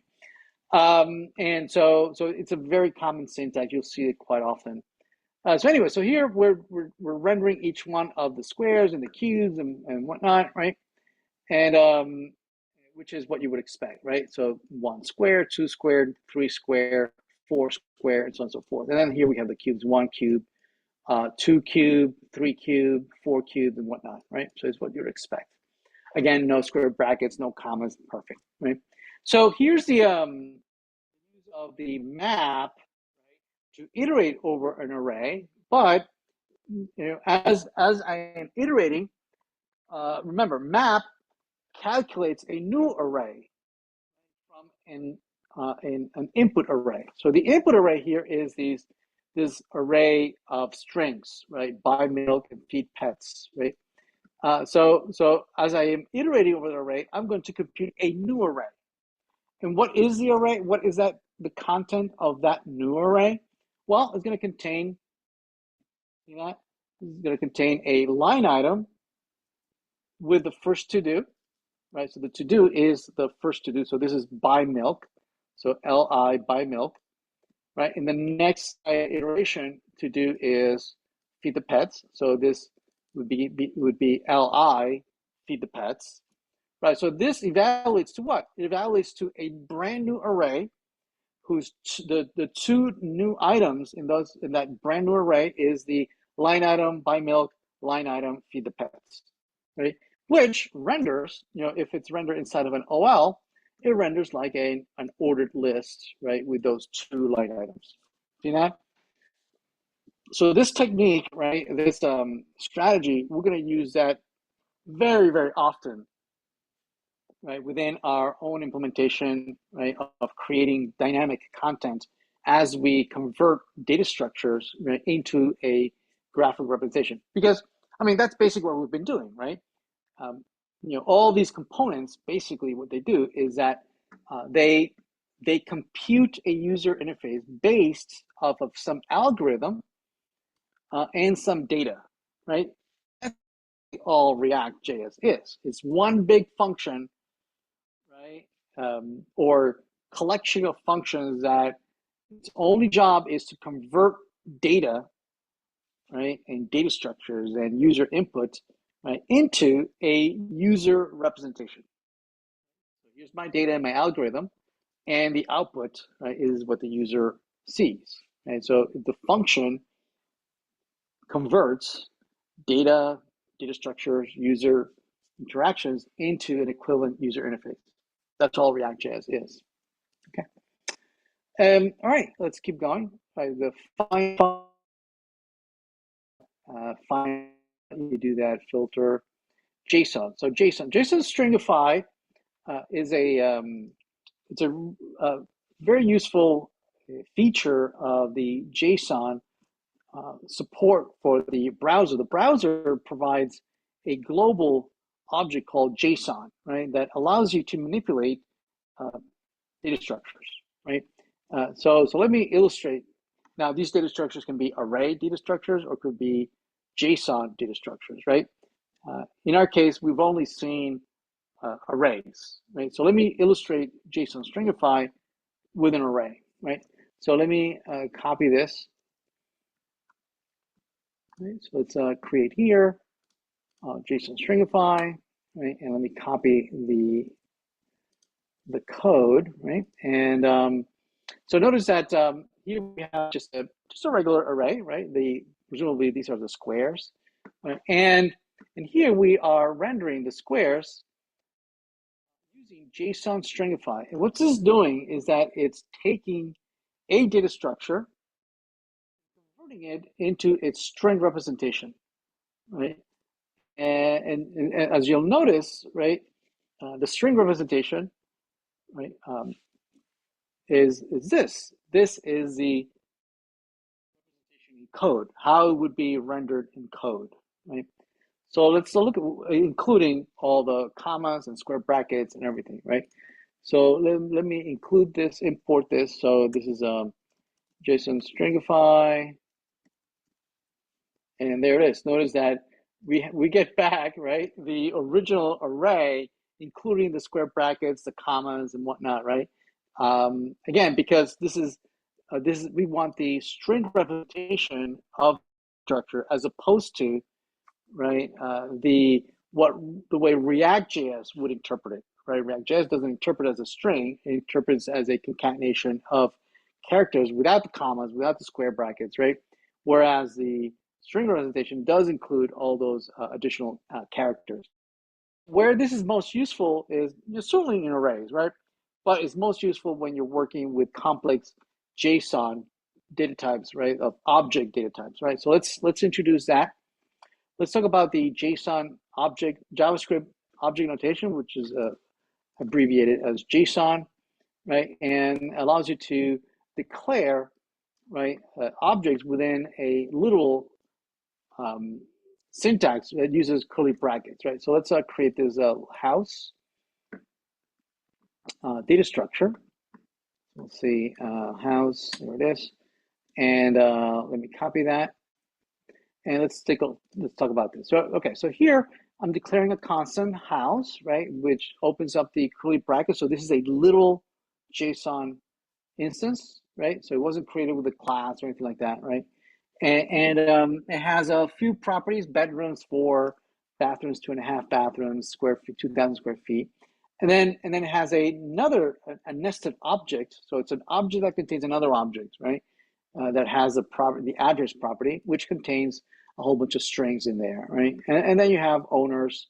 You have an array of strings. So the object itself can contain an eclectic mixture of data types, some numbers, some booleans, arrays, other objects, right? And the combination from here and there, right?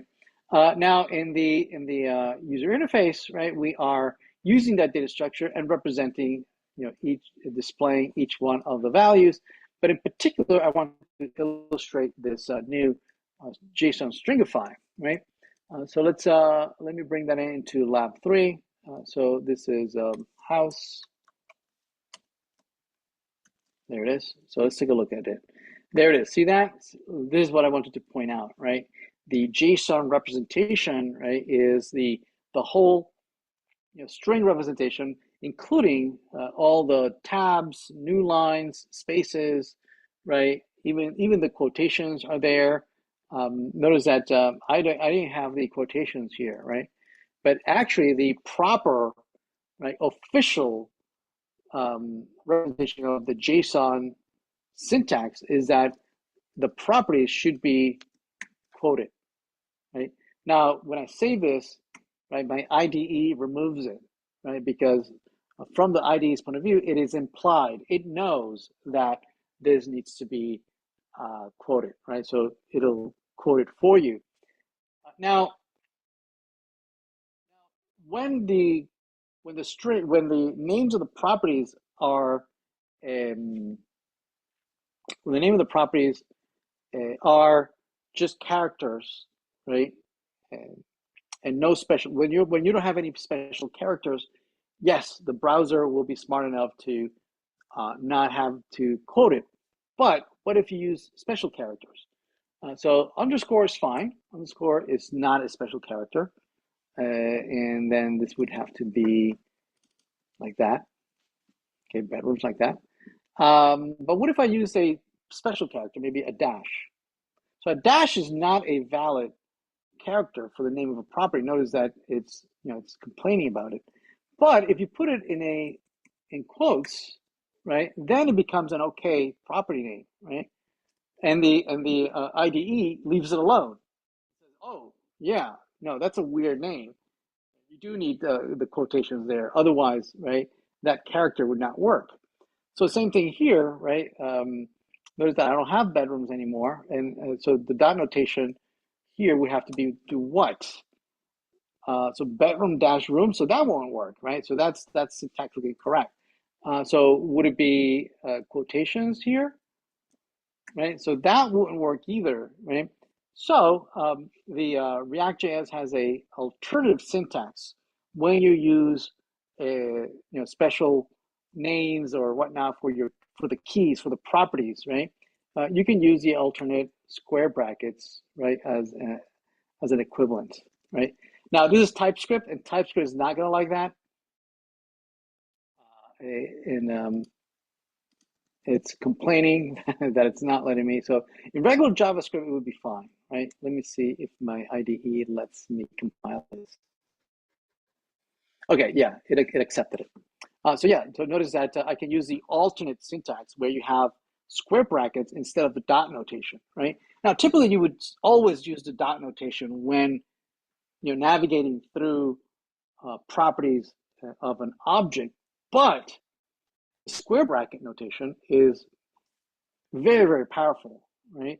What this is saying, right, is that now this here, this string could be dynamic. It could be anything. It could be something that I can compute on the fly, right? Whereas this syntax, you have to use literally property.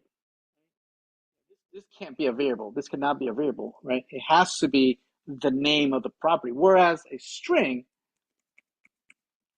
this could be calculated on the fly. So I could have another variable, right? Const bd, bd that has bed room like that, and so this could be bd. Bed.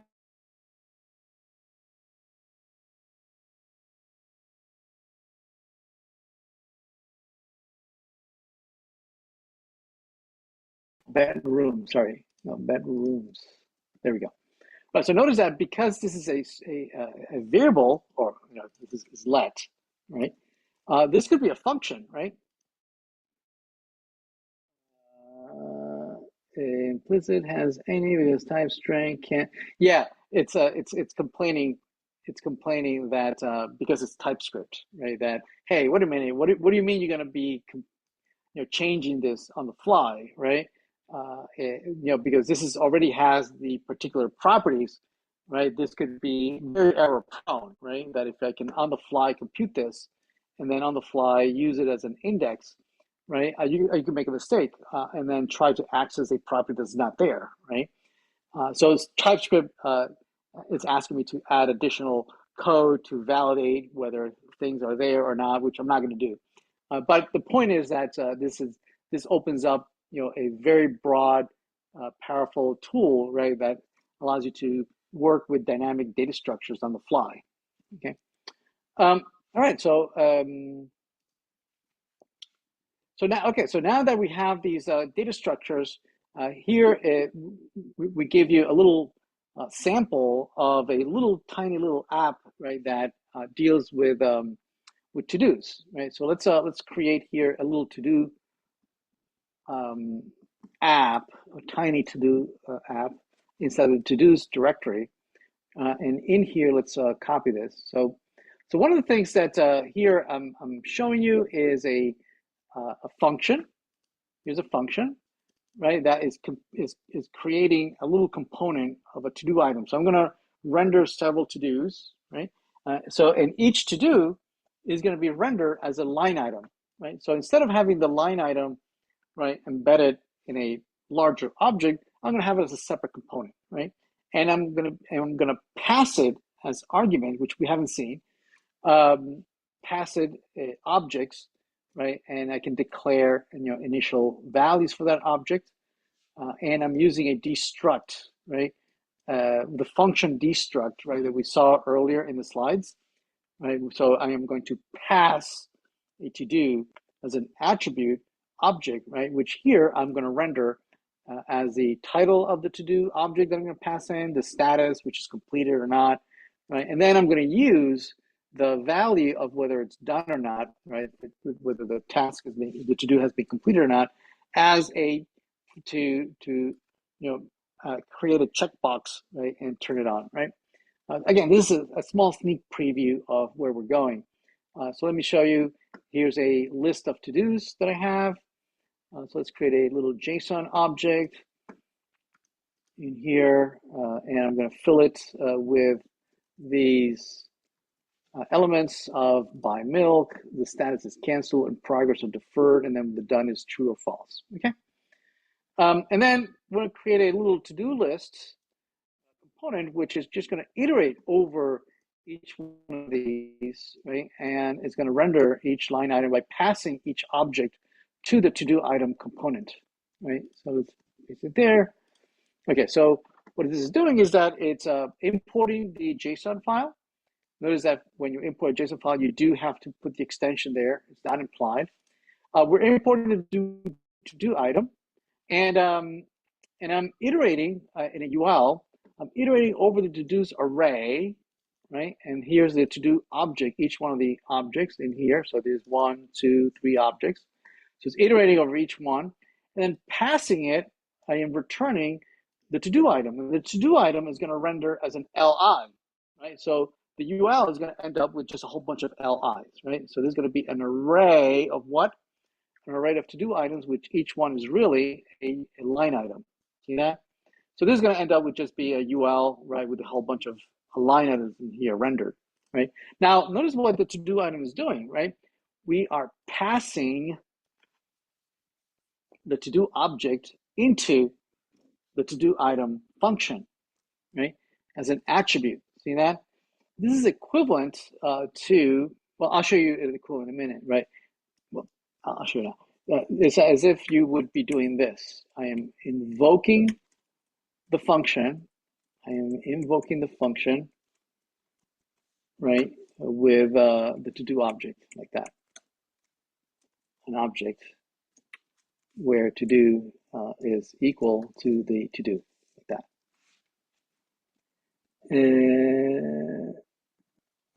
To-do item. To-do was expecting any blah blah. To-do item any here. Planning cannot find the name to-do. To-do. Huh? To-do. What are you complaining about? That? To-do item. What are you complaining? Cannot find name to-do.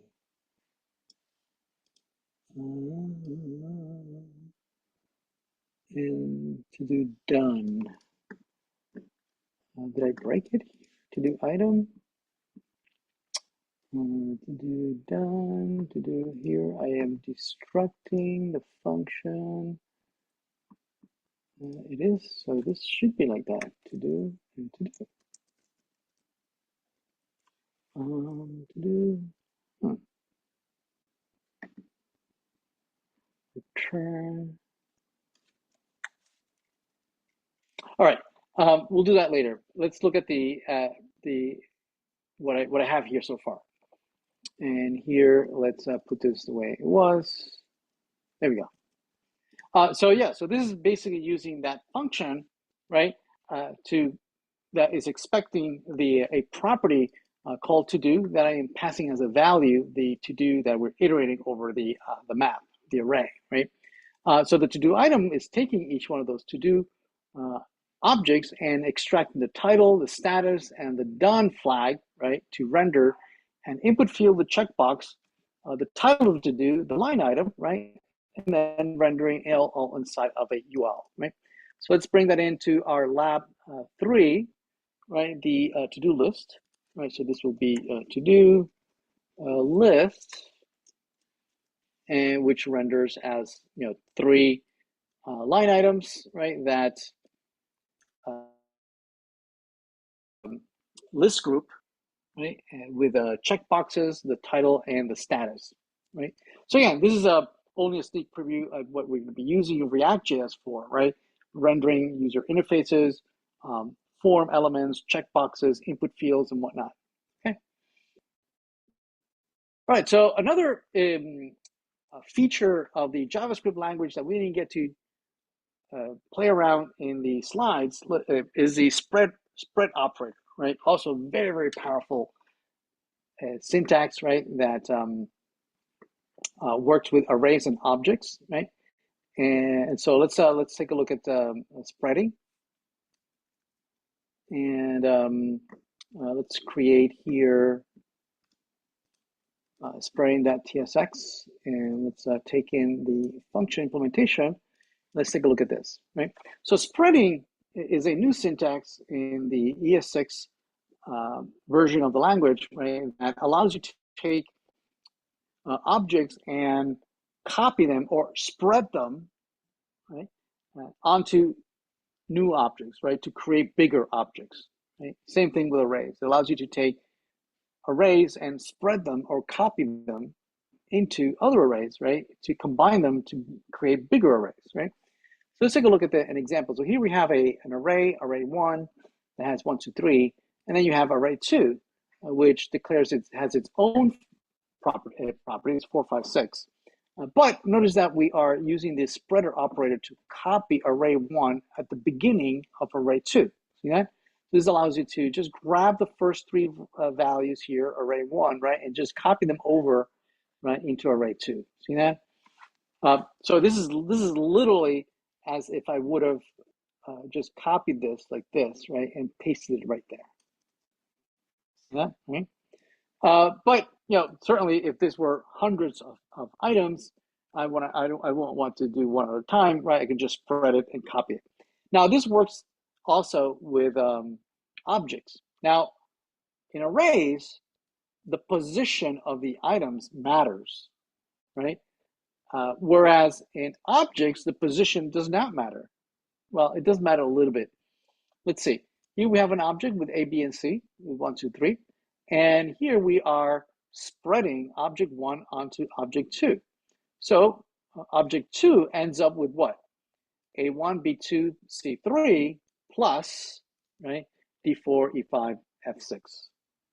And that's fine, right? That makes sense, okay? But what if I spray object 1 onto object 3, but object 3 already contains a B value? I notice that I am spreading object 1, which also contains a B value. So now there's going to be a kind of like a collision, right? There's going to be 2 B's. That can't be, right? No pun intended.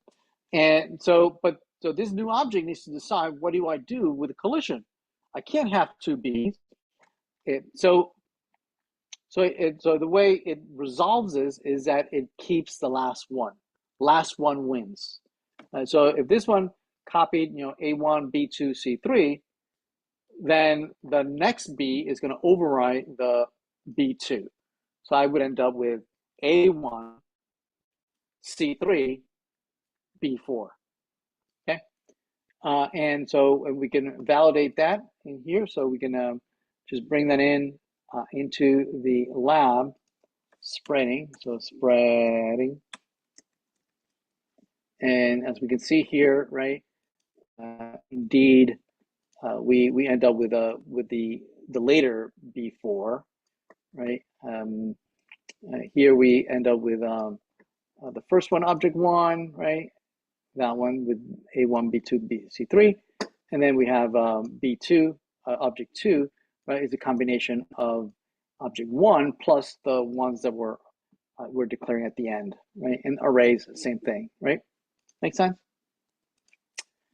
All right, destructing, I'm going to leave that to you. You work on that, destructing functions and imports, and then we'll continue with this assignment later in the week.